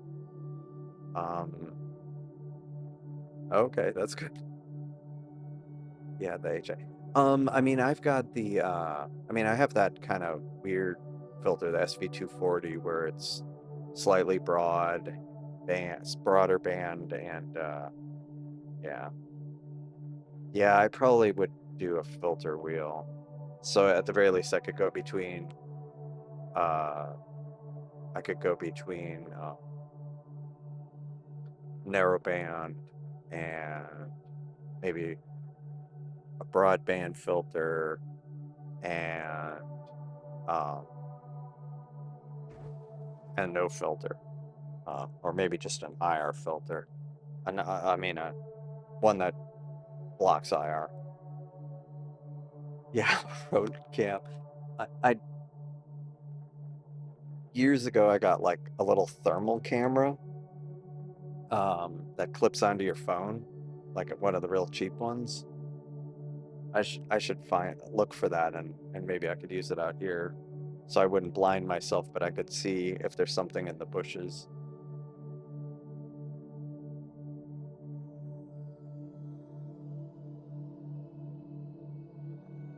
I'm just looking at the fence to see if I see any more animals on there. Um, anyway, yeah, so I've thought about sending something to Starfront. But oh, so what I was getting at is, since I've joined the Houston Astronomical Society again, and they have a dark site, I was thinking I could, if I can actually make it out there more consistently, I wouldn't necessarily take the Newtonian to or send it to Starfront, because then I could just use it, go camp at the site on a weekend or something. Actually, since I work from home, I could do it in the middle of the week. And so that's kind of what I've been thinking about. If and only if I can get over there consistently, I think I might just go that route, just keep it here, and then use it at a darker site, because it's like an hour away. It's not that far. Um, and then I'm like hands-on, so I can make adjustments to it, try out new hardware, new filters. If I get, because my plan is to get, like, one of my plans is to get the uh, just a plain coma corrector and a coma corrector reducer, depending on whether I want something wider or not. And so I think like that could be a problem. Like if in galaxy season I don't want to be wider, and then other times I do want to be wider. That would just be, I mean, you can have Starfront swap out stuff, but if I want to do it from night to night, that could be a problem. Yeah. Yeah, I mean, I've had it was like a year ago. I was out here and there was a raccoon sitting on the fence and it was just like staring at me while I was taking the telescope down. What constellations can you see, if any? You mean with my eye? Oh, none. I mean, I see a bright star there. That might be a planet. Uh, One, I see a fainter star. Yeah, I mean, the problem is, like, I basically can see the brightest star or stars. Yeah, with my eyes. The brightest star or stars um, in a constellation, like like the brightest star. So I might only see one star in a constellation. Um, if the conditions are good, I can definitely see the Big Dipper. I can see Orion. Um, yeah, some of the others are more challenging because I can't see all the stars. Because I want to say, I don't know what my limiting magnitude is. It's not great. Yeah. Give me a second. I'm gonna actually let me go back to this. Oh yeah, this is looking great. You're right, Star Traveler. I hadn't been looking at that, and because I was on because I just have one screen up. That looks pretty nice. It's looking nice.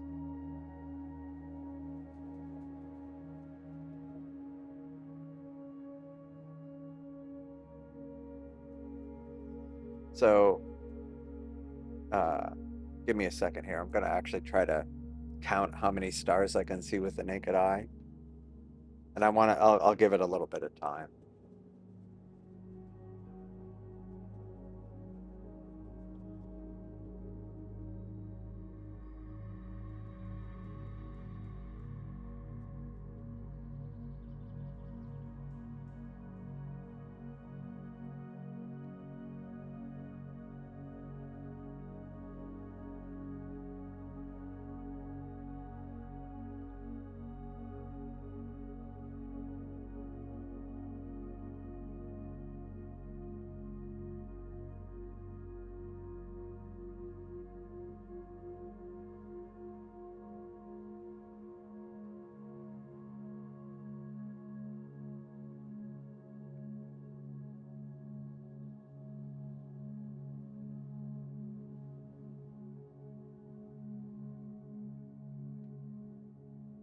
Um, I didn't try to look all the way, uh, but I counted 15 stars that I can see. I mean, I'm not dark adapted, but yeah, I'm only seeing about 15 stars. And there's no moon up. There's no moon up. Um, yeah.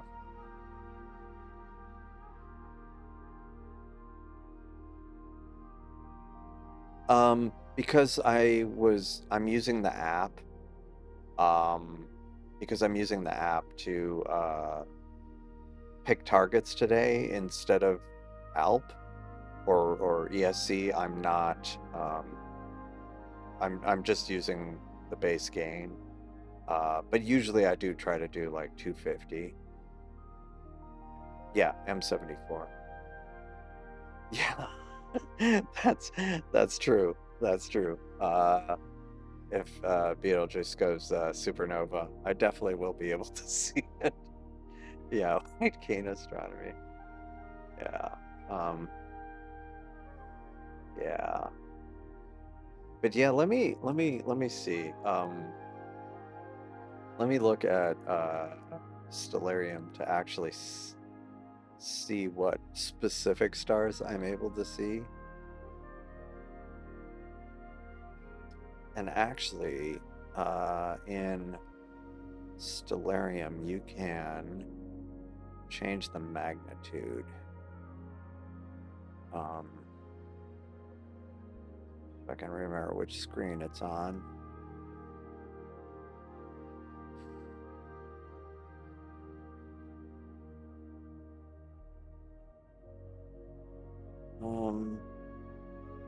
Gonna have to brighten this up a little bit so I can see.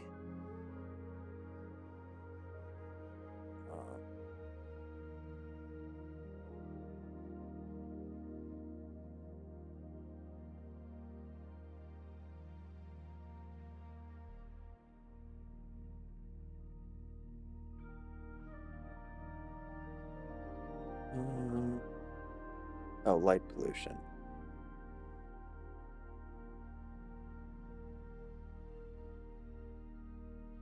Oh, stars. Okay, absolute scale, relative scale, twinkle, limit magnitude. Let me bring it way, way down. Okay. Just for grins, I brought it down to the 4th magnitude. Actually, let me bring it down to the 3rd magnitude. Okay. All right. I've got Stellarium up, limited to the 3rd magnitude. Let's see. And again, I'm not dark adapted. Not that yeah, it'll be in the summer. Yeah, my luck. Although it would be a core collapse, and the good thing is it would keep its brightness for possibly years, a couple of years. I think. Okay, so I see two stars over there. One of them is Hamel. It's the 2nd magnitude, and there's a fainter star next to it that's 2.6. And it's almost easy to overlook it. Now, towards the south, I can see fairly bright star, and it's Formahat. And that one thing that I thought was a planet is actually Saturn. So that subtract 1 from the count I saw, it's actually Saturn. Okay, I can see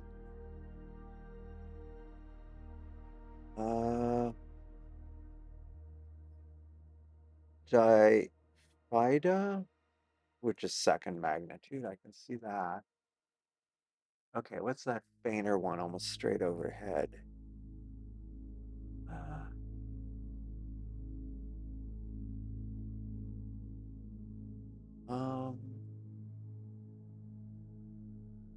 So those are those 2 stars. And then Saturn. Okay. I think that's what I can see. It's Algebib. It's like the 3rd magnitude? Or is that it?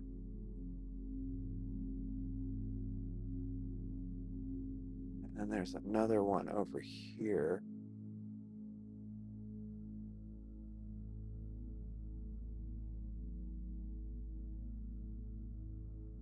All right. Actually, let me make it to the 4th magnitude and see if I can actually see anything that faint. It's sad that I said that faint, because that's not that faint. Sorry, let me check the chat. On a full moon. Yeah.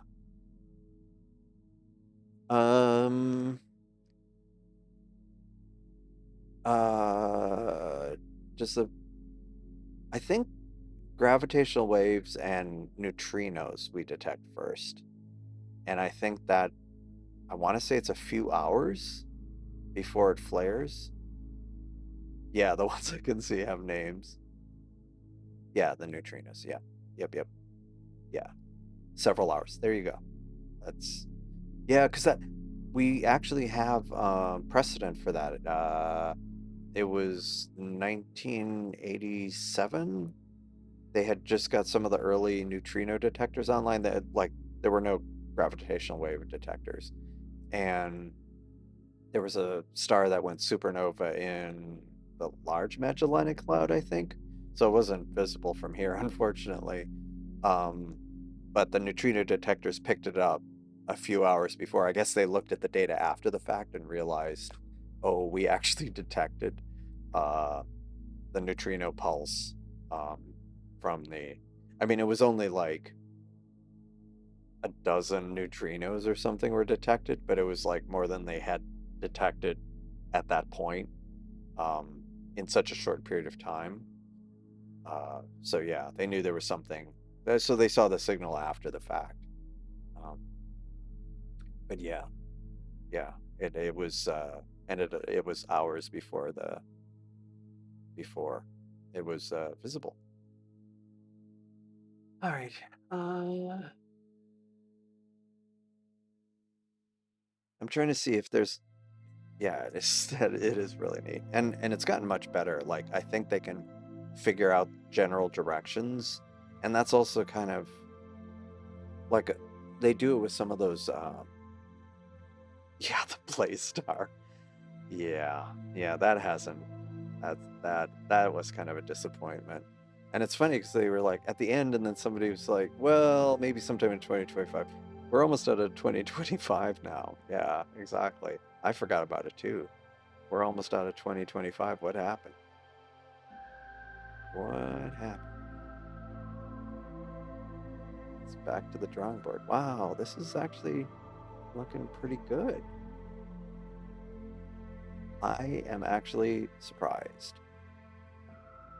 I guess because I've never gotten this good of a image of this. Granted, it's 22 minutes, but still, like, it looks like a nice proper spiral. I like that. Cool. Um, actually, let's not forget. Oh, that's looking nice too. The Pac-Man. Very nice. Yeah, Tika on it. Yeah, I did know. I saw that. There's like little clumps of 20 minutes. Yeah. No, it's not with this. It's with the SV240, which is, I think, even wider on HA and O and hydrogen oxygen, but it also has the infrared, so it's able to. It does well with galaxies in the city, because there isn't as much infrared light pollution, I guess. Um, so yeah, I've been happy with that filter imaging galaxies here, uh, just because yeah, because the normal dual narrowband blocks too much, and it's I mean you get like the hydrogen, but you don't get most of the structure. Um,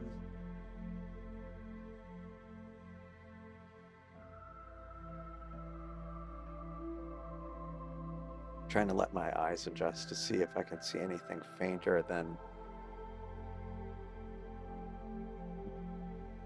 Uh, yeah, yeah. I can barely see this one star, and it's only because I know where it is, and it kind of like if I kind of look at it and then like do the averted vision, I can kind of see it, and then sometimes it'll be kind of barely. Yeah, it's barely visible. It's a 3.6. Um, yeah. So there are some stars that are like three and a half that I guess if I looked exactly where they are, I'd see them. But just scanning around the sky, I don't really notice them. I don't think I notice anything dimmer than the third magnitude. Yeah. Yep. I mean, it seems like the transparency isn't great tonight, which probably isn't helping. I mean, that might be the problem, but still, I'm like I can barely see anything dimmer than the third magnitude right now.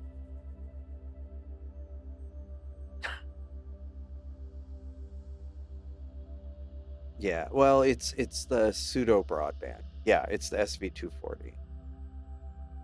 Yes, yeah, that one. Um, but it also has like the near infrared, and I think that's the key, is the near infrared, especially for like galaxies. Um,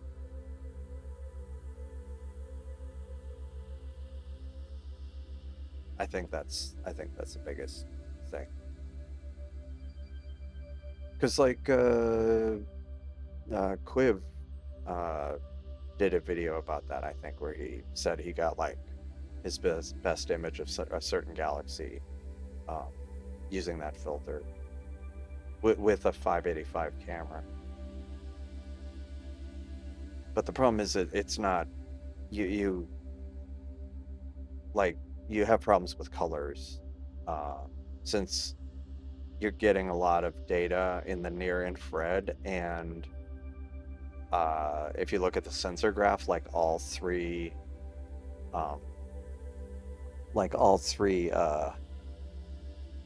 like the red, green, and blue are all the same as far as their sensitivity in the near IR. So like you can't separate. Like it's just, and plus it's outside of what we could see. So it really isn't. It's luminance, but it doesn't give much in the way of color.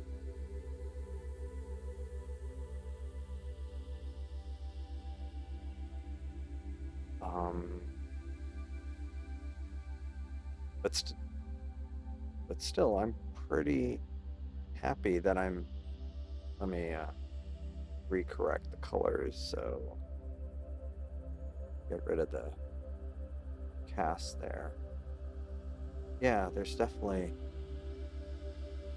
some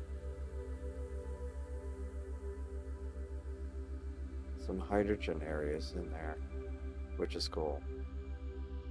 Who knew? Didn't know. Oh, I'm glad I gave it a try because was not expecting. I mean, I know it's a Messier galaxy, but still, with a name like the Phantom Galaxy, I wasn't expecting much.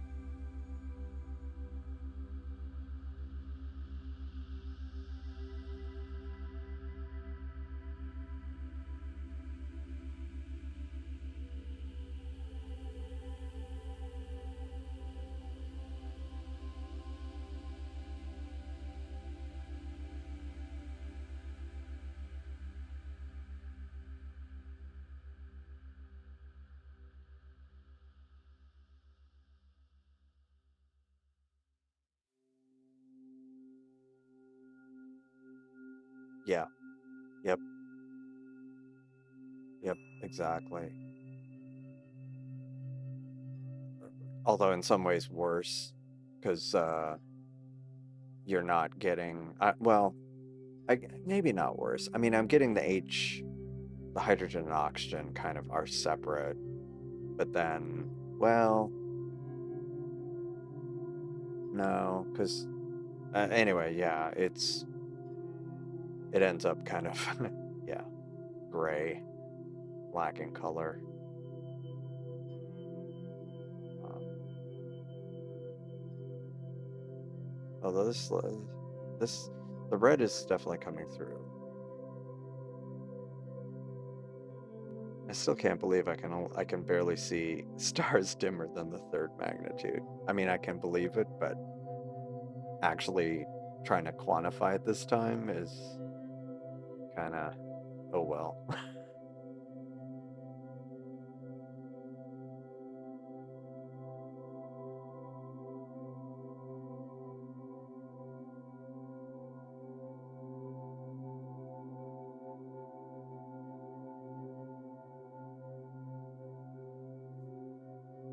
Yeah, most of the stars that I can easily see are, yeah, second magnitude or brighter. Like ones that are getting closer to 2.5, almost three, are starting to be a bit harder. And like that one star that's 3.5, I only was able to see it just by looking right at it. Um, and that is 60 degrees above the horizon. So it's not like it's particularly low either. So yeah. Yeah, yeah. Honestly, I was kind of initially thinking it was that, but now I'm starting to think it is hydrogen. Um, but it looks pretty cool. Pretty happy with that. Now, I'm realizing I hadn't thought this one through, but I am sitting in my backyard, and there are houses around here, and a lot of them have their lights off. I guess if I'm quiet, it's okay, but I don't think, I think I might, this might not be the ideal location if I'm streaming till 3 in the morning. Um, just in case, especially if like somebody has their window open as the weather gets nicer, you know, and like somebody's, I mean, because our houses are like, I mean, you've seen in the camera, all sky cameras where things are like back to back around here. So maybe not the ideal place to have a super late live stream. I think next live stream I'll do inside. um, but I'm definitely doing this again from the backyard.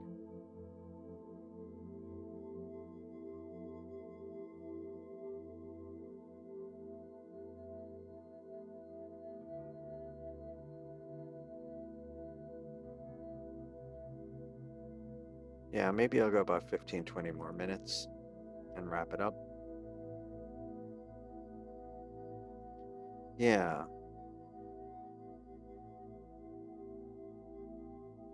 okay. Let me check.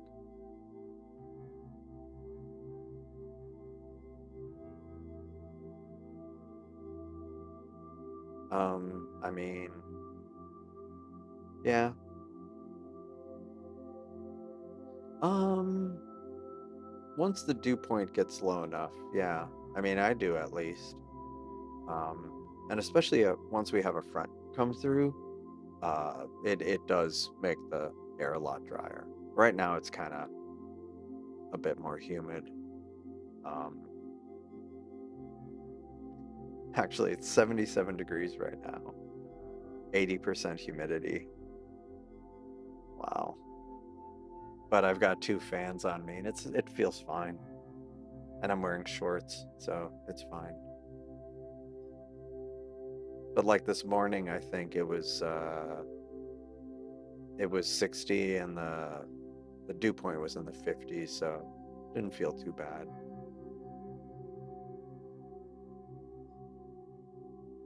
Um,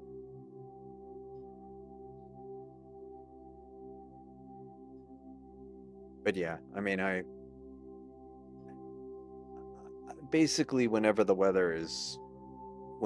it's not too humid, I definitely will open the windows to try to take advantage of it. 48 degrees here. Yeah. Yeah, that's funny. I mean, not funny, that's interesting. It was 87 here today,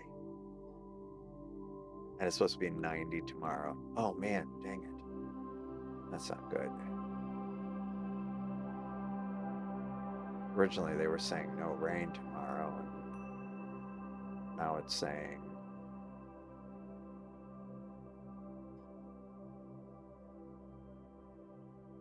not till the afternoon. Okay, not much rain. Yeah, anyway.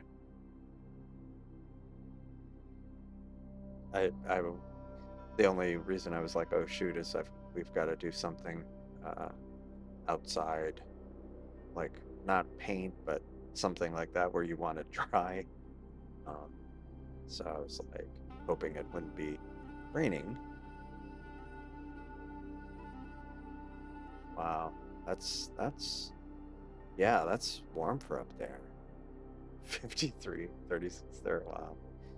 Yeah, I mean, when I was a kid and I lived in Wisconsin, that was like that was kind of normal. Like the town I lived in, yeah, it's 44 degrees there right now, and it was 29 this morning. So, or no, 28. It was 28 this morning. Um, so yeah, but not like that around here. 44 to 97, yikes. 36. Wow. Yeah. Have some snow for Halloween. Oh my gosh, it's sad because we can actually have like cool like 50s, 60s, but we've had some Halloweens recently where it was like in the 70s and humid, like really humid. And it was like real like my kids did not want to go. I mean, they wanted to go trick or treating and they had to like stop because they were getting so overheated because it was just disgusting. uh, wow, 45. Wow. Okay, thanks, Damien. Good to see you again. Have a good rest of your day. Thanks. Oh wow, Alberta. Yeah, yeah, that makes sense. But yeah, yeah, yeah, it's been a drag when it's hot and humid during for Halloween, just because it's it isn't very fun for the kids when it's that disgusting out. Um, Strength in numbers, exactly, exactly. Um, yeah,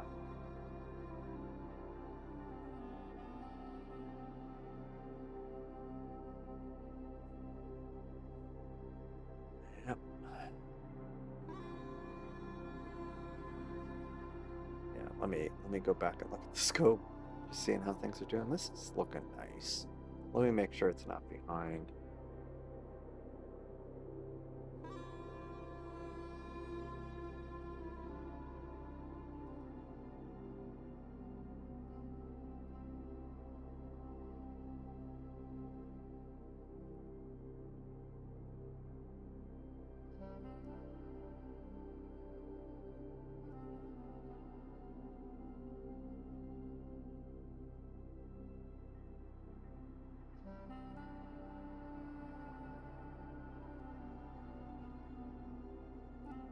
All right.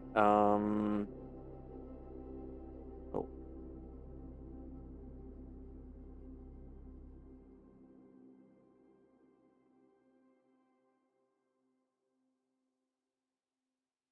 sorry, I'm getting distracted.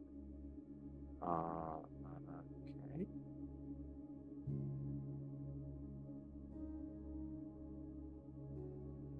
Let's see. Let me double check that this is the. So I've got 44 minutes on Pac-Man Nebula here. It's nice. Lots of Canadians, except for the Easterners. That's funny. That's funny. Yeah, yeah. Um. All right. Let me look at the. Go back here. Yeah, this is turning out nice. I think this might be the last thing I image here on the S30, but this is turning out really well. Maybe I'll let it go to a full hour here, um, which will be in about 15 minutes. Yeah, and then let's look at the galaxy. Oof. Gotta redo the stretch here. There we go. Much better. Okay. And bring this over. Nice.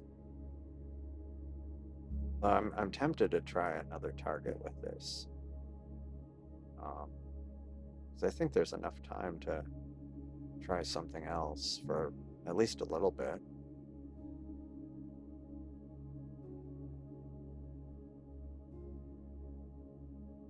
Huh, nice. Ask her color magic.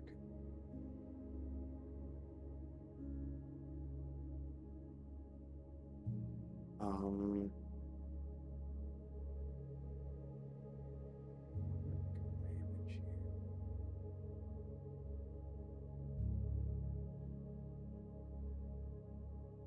I have to fix my stellarium because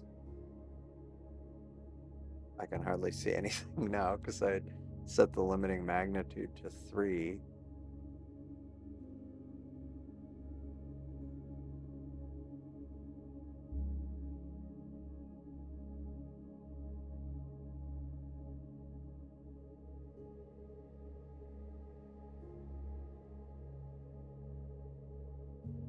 Okay, nice. What do you think of them, Star Traveler? Aren't those the ones you use a lot? Good morning, Scrapyard Dog. Thanks for joining. Yeah, I'm probably going to be wrapping it up in about 15 minutes or so. We'll see.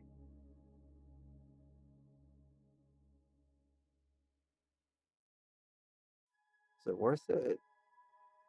Yeah, I could see that. Although if I recall correctly, when you first got them, if they're the ones I was thinking of, you were quite um, happy with the results. But that might have been with the your big refractor. Right. Yeah. It was with on the doublet. Yeah, because before then, yeah, I could see it.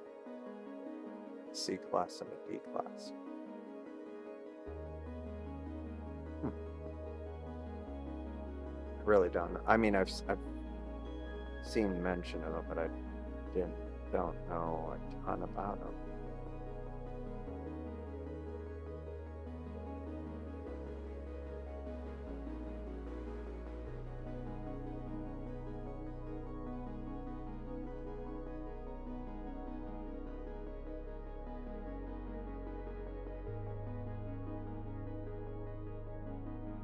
Sorry, and I was like, supposedly the Pleiades were up, but I'm not seeing them, so I don't think they're out from behind a building yet.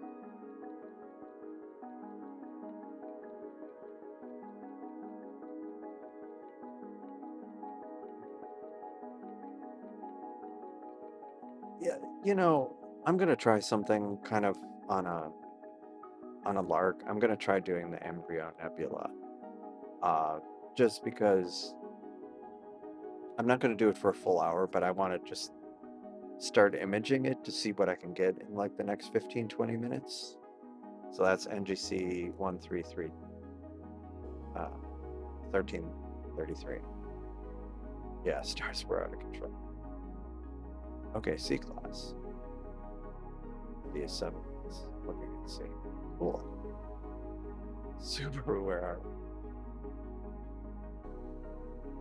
Yeah. Yeah, so let me look at that. Let me change that on the note. We got 41 minutes on this. Looks pretty happy with that. I mean, a lot of the color can be cleaned up from the gradient. Okay, so let's go to NGC 1333.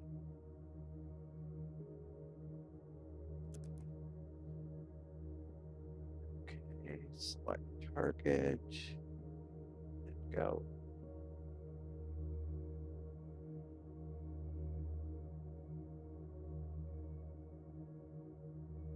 While that's going, I could just get this.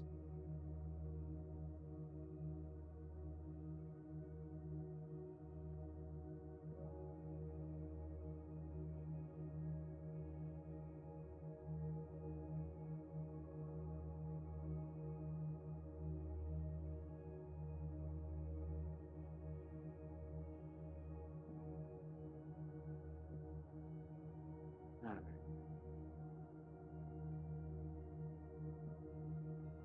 So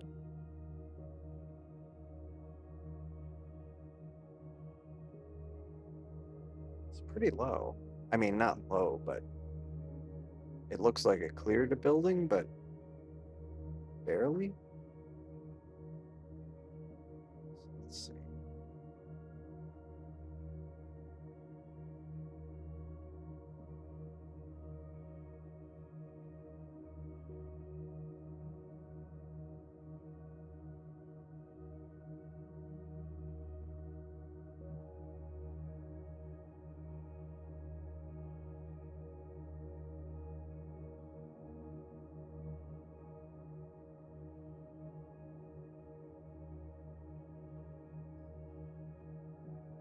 Okay.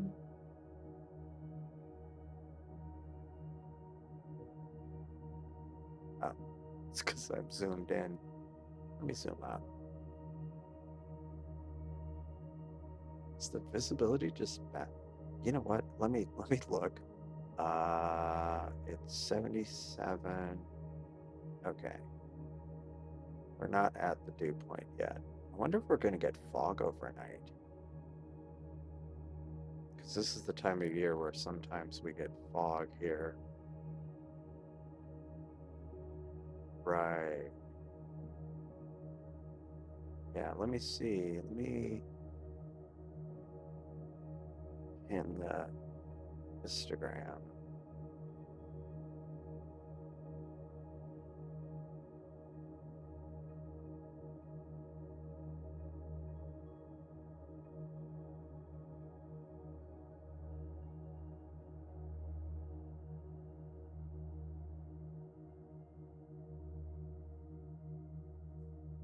I would love to see what this how this would look in a darker location with the scope.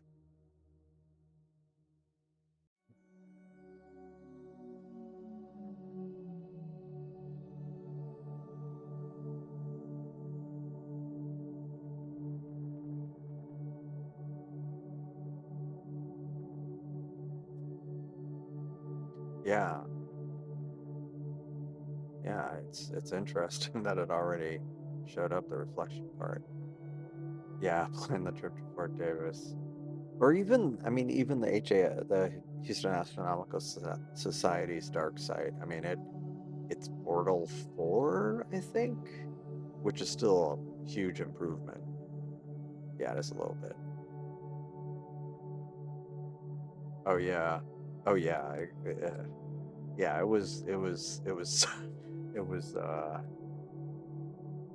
it was amazing seeing like he'd take a sub and it was more than I would get in hours, especially with Rasa. Yeah, quad, it would be huge. That's why, again, that's why I'm kind of debating, like, and there's some other stuff that I might be able to do. Um, so yeah, I've got a few other things a few other things that might be options too. Um,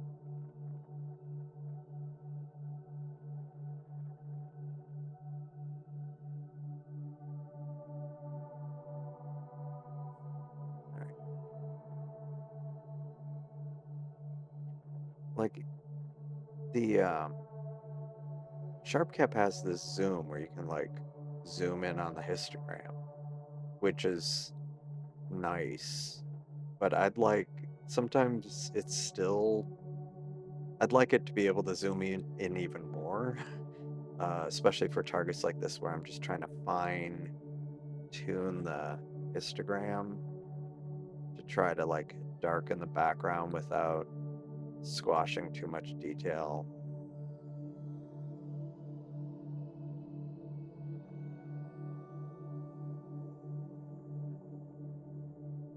It's definitely a balancing act. Now, one thing I want to try, let me see. Sometimes it's, did not mean to do that. I just stopped the stack. Dang it, it should not have just, oh, well, that's good. It stopped it, but it picks it up automatically, so that's fine. What I was trying to do is pick,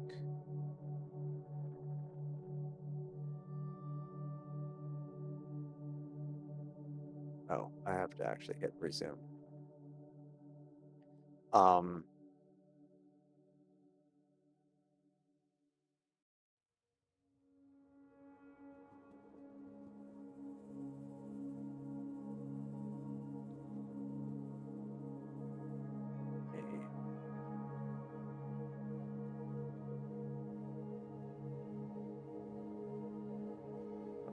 sorry, that one.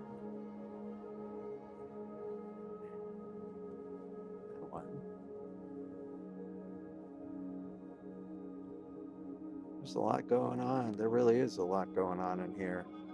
Dark nebulas and a lot of stuff. Star cluster, nebula.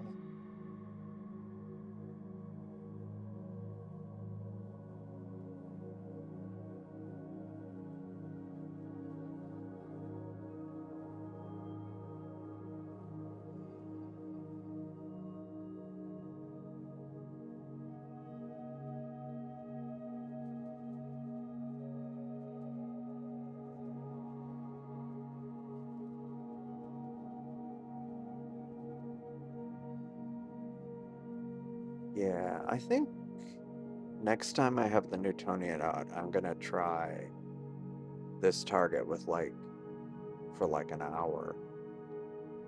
Because this is just 5 minutes and it's definitely looking promising. Um,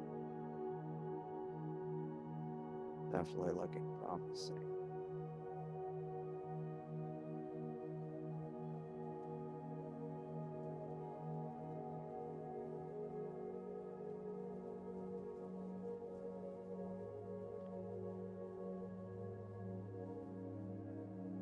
We'll zoom this out a little bit because sometimes zooming in the graininess, the noise just zooms in on the noise, and that personally,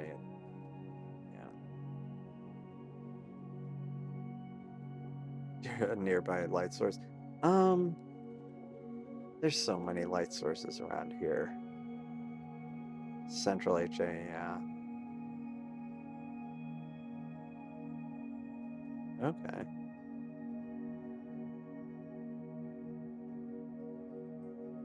It does saying you're imaging in Portal 9. Wow. Edmonton, right. Wow. Yeah. Yeah, it's yeah. Yeah, the problem here is because yeah, it's incredible. Houston's incredibly spread out, and so you have to go a bit to get below Bortle, even to get to Bortle 7, I feel like, let alone lower than that.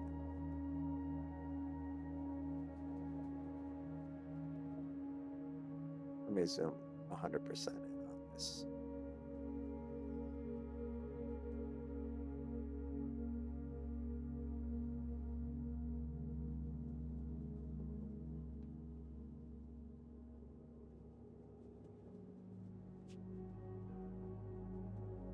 I wonder, would it be worth trying this with a narrowband filter, or is it better with kind of like the filter I'm using?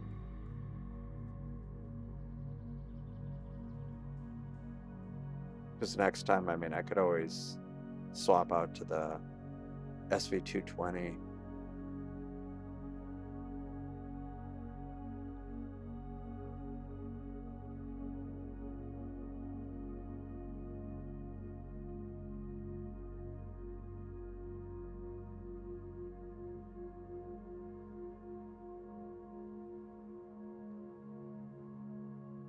Right.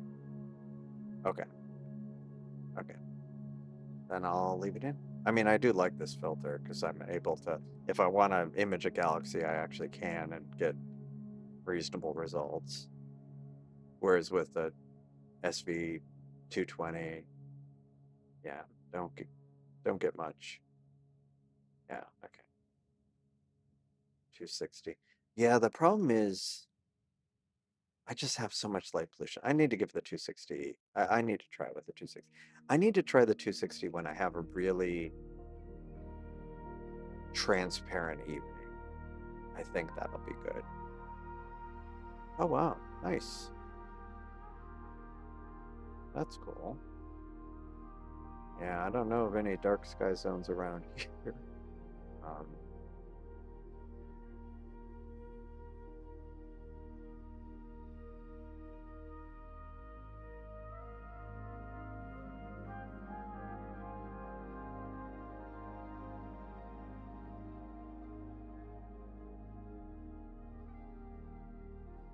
let me zoom out.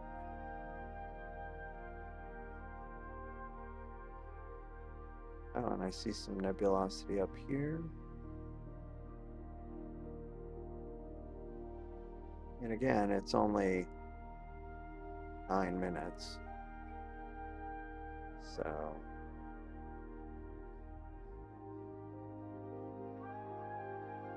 I mean, I guess I've had issues with like every scope, with the Seestars, with everything. I feel like a lot of my light pollution is just the fact there's a decent sized freeway with some huge lights on above it, just a half mile from my house, that direction, and that's the direction I mostly can image. And then I have like skyscrapers and stadiums within 2 or 3 miles of my house. 3 miles, 4 miles. Yeah, a lot of lights.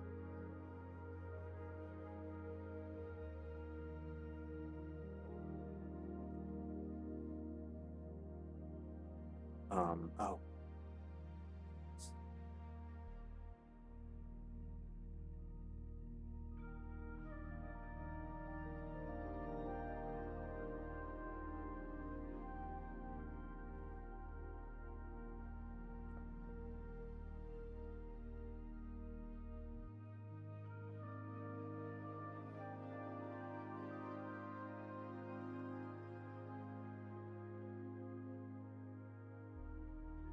right,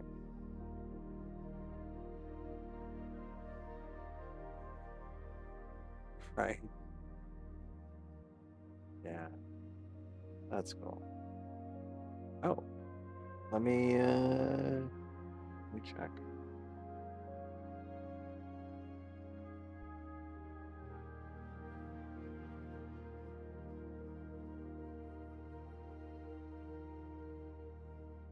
Yeah, there we go.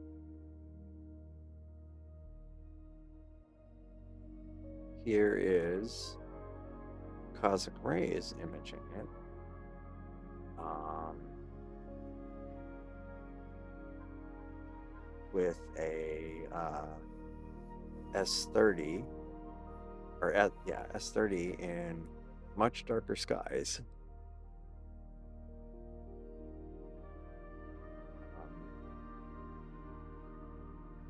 Give me a second while I fix that.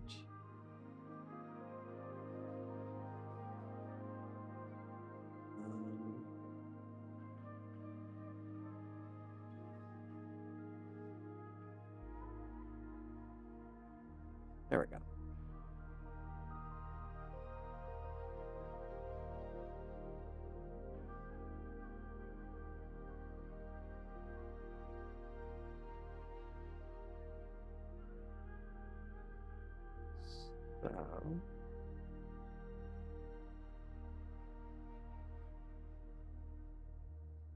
Wow.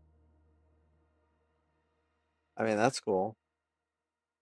Yeah, I mean, I grew up in Houston. We have quite a few, and yeah, I've spent a lot of my life in or around skyscrapers. Um, worked in a 30-story building, and what was it?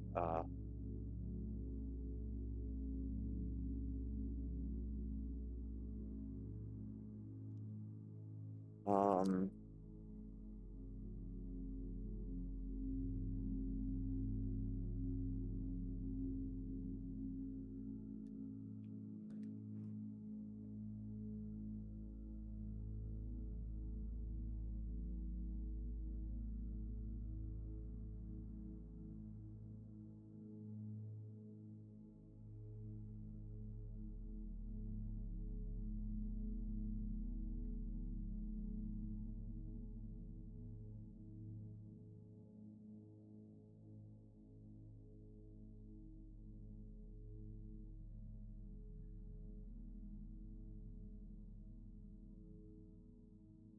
yeah, nice. Yeah, it was on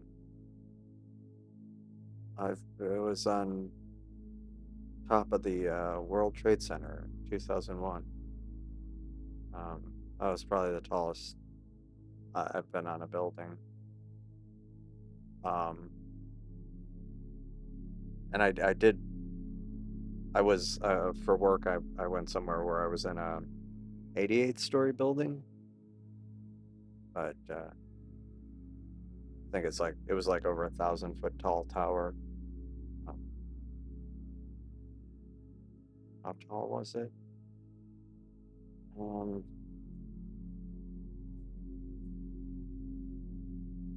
1,300 foot tall building, almost 1,400 feet,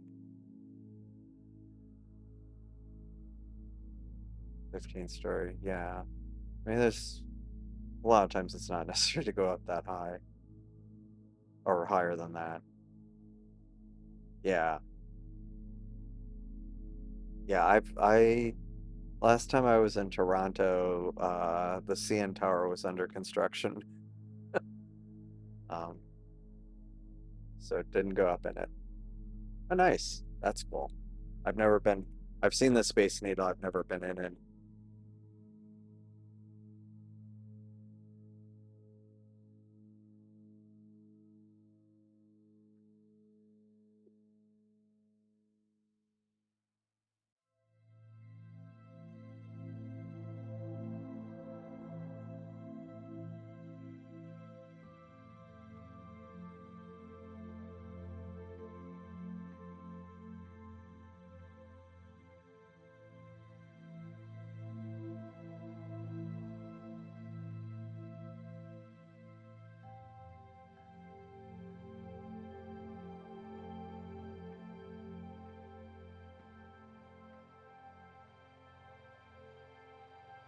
Um,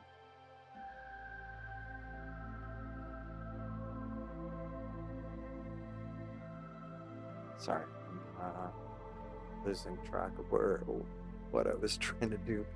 Okay, cool. Nope, wrong one.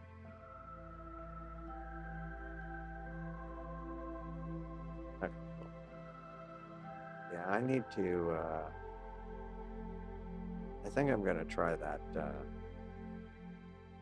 260 filter on some targets once on days where the transparency is better. Because right now I don't think the transparency is very good.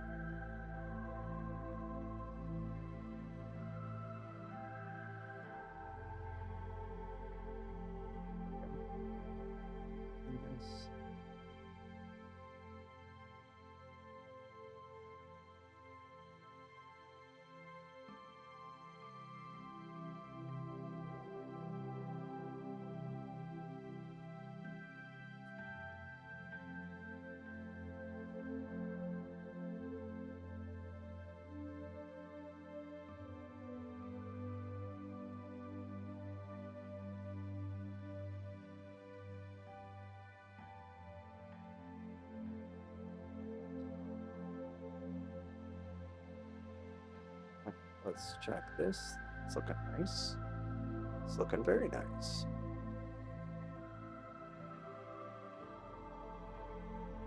$364. Yeah, it's funny, like a block from my house, or I can see the buildings from my house. There's some 400 plus foot tall buildings, um, condo buildings, like right near my house.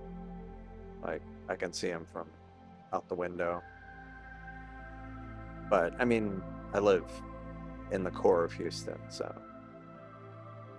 yeah, it is. It's pretty happy with that so far. What's so special? Um, I don't know. It's just kind of an interesting looking nebula with some reflection, and there's some dark nebula and stuff around there. I did image it from Starfront, but um, no, it's an interesting one.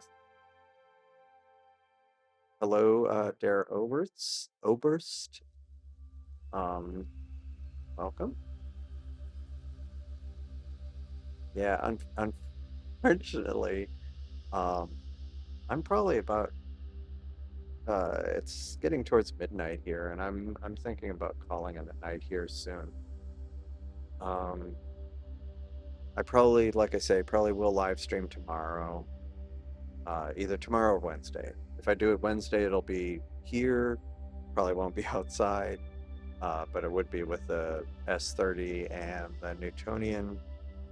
And if it's Tuesday, it's going to be cloudy here, but it'll be nice at Starfront. Of course, that uh, I still have to get my scope calibrated there, and I need to check to see if they've done that yet. So if that's not, if they haven't by tomorrow, then it'll be Wednesday probably for the next live stream. But yeah, I think I am going to. I think I'm going to call it an evening. Um, so thanks everybody for joining, and I think this went well. My experiment of imaging outside, or of streaming from outside. Uh, so I think I'll do this again. Yeah, NGC 133. I mean, I think if you have dark enough skies or give it enough time, it's an interesting target. Oh, that's cool. Yeah, yeah, I know. But I mean, in your skies, it would just be ridiculous how quickly things would come in. It's a fake Newton. Nice. Yeah. No, yeah, thanks everybody for joining. Thanks for Cosmic Ray and Wiley Sight and Jeff for sharing their scopes tonight, and Quake. Um, and thanks everybody for joining. Like I say, I'll probably do another stream either tomorrow or Wednesday. Uh, it just depends on weather and whether my scope is ready at Starfront. So let me check on the Pac-Man Nebula. It's looking good. Over an hour on it. Not too bad. Not too many drop frames either. But yeah, so I'll leave it at that.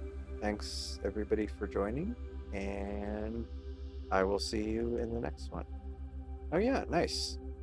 Yeah, don't forget to check out Discord, because I might. Well, I won't be streaming tonight, but when I'm streaming from Starfront, I usually leave it going afterwards. So on Discord. So yeah. So thanks everybody for joining, and I will see you in the next one. Hopefully, I'll have a different monitor next, or an extra monitor next time, so I can more easily keep track of things.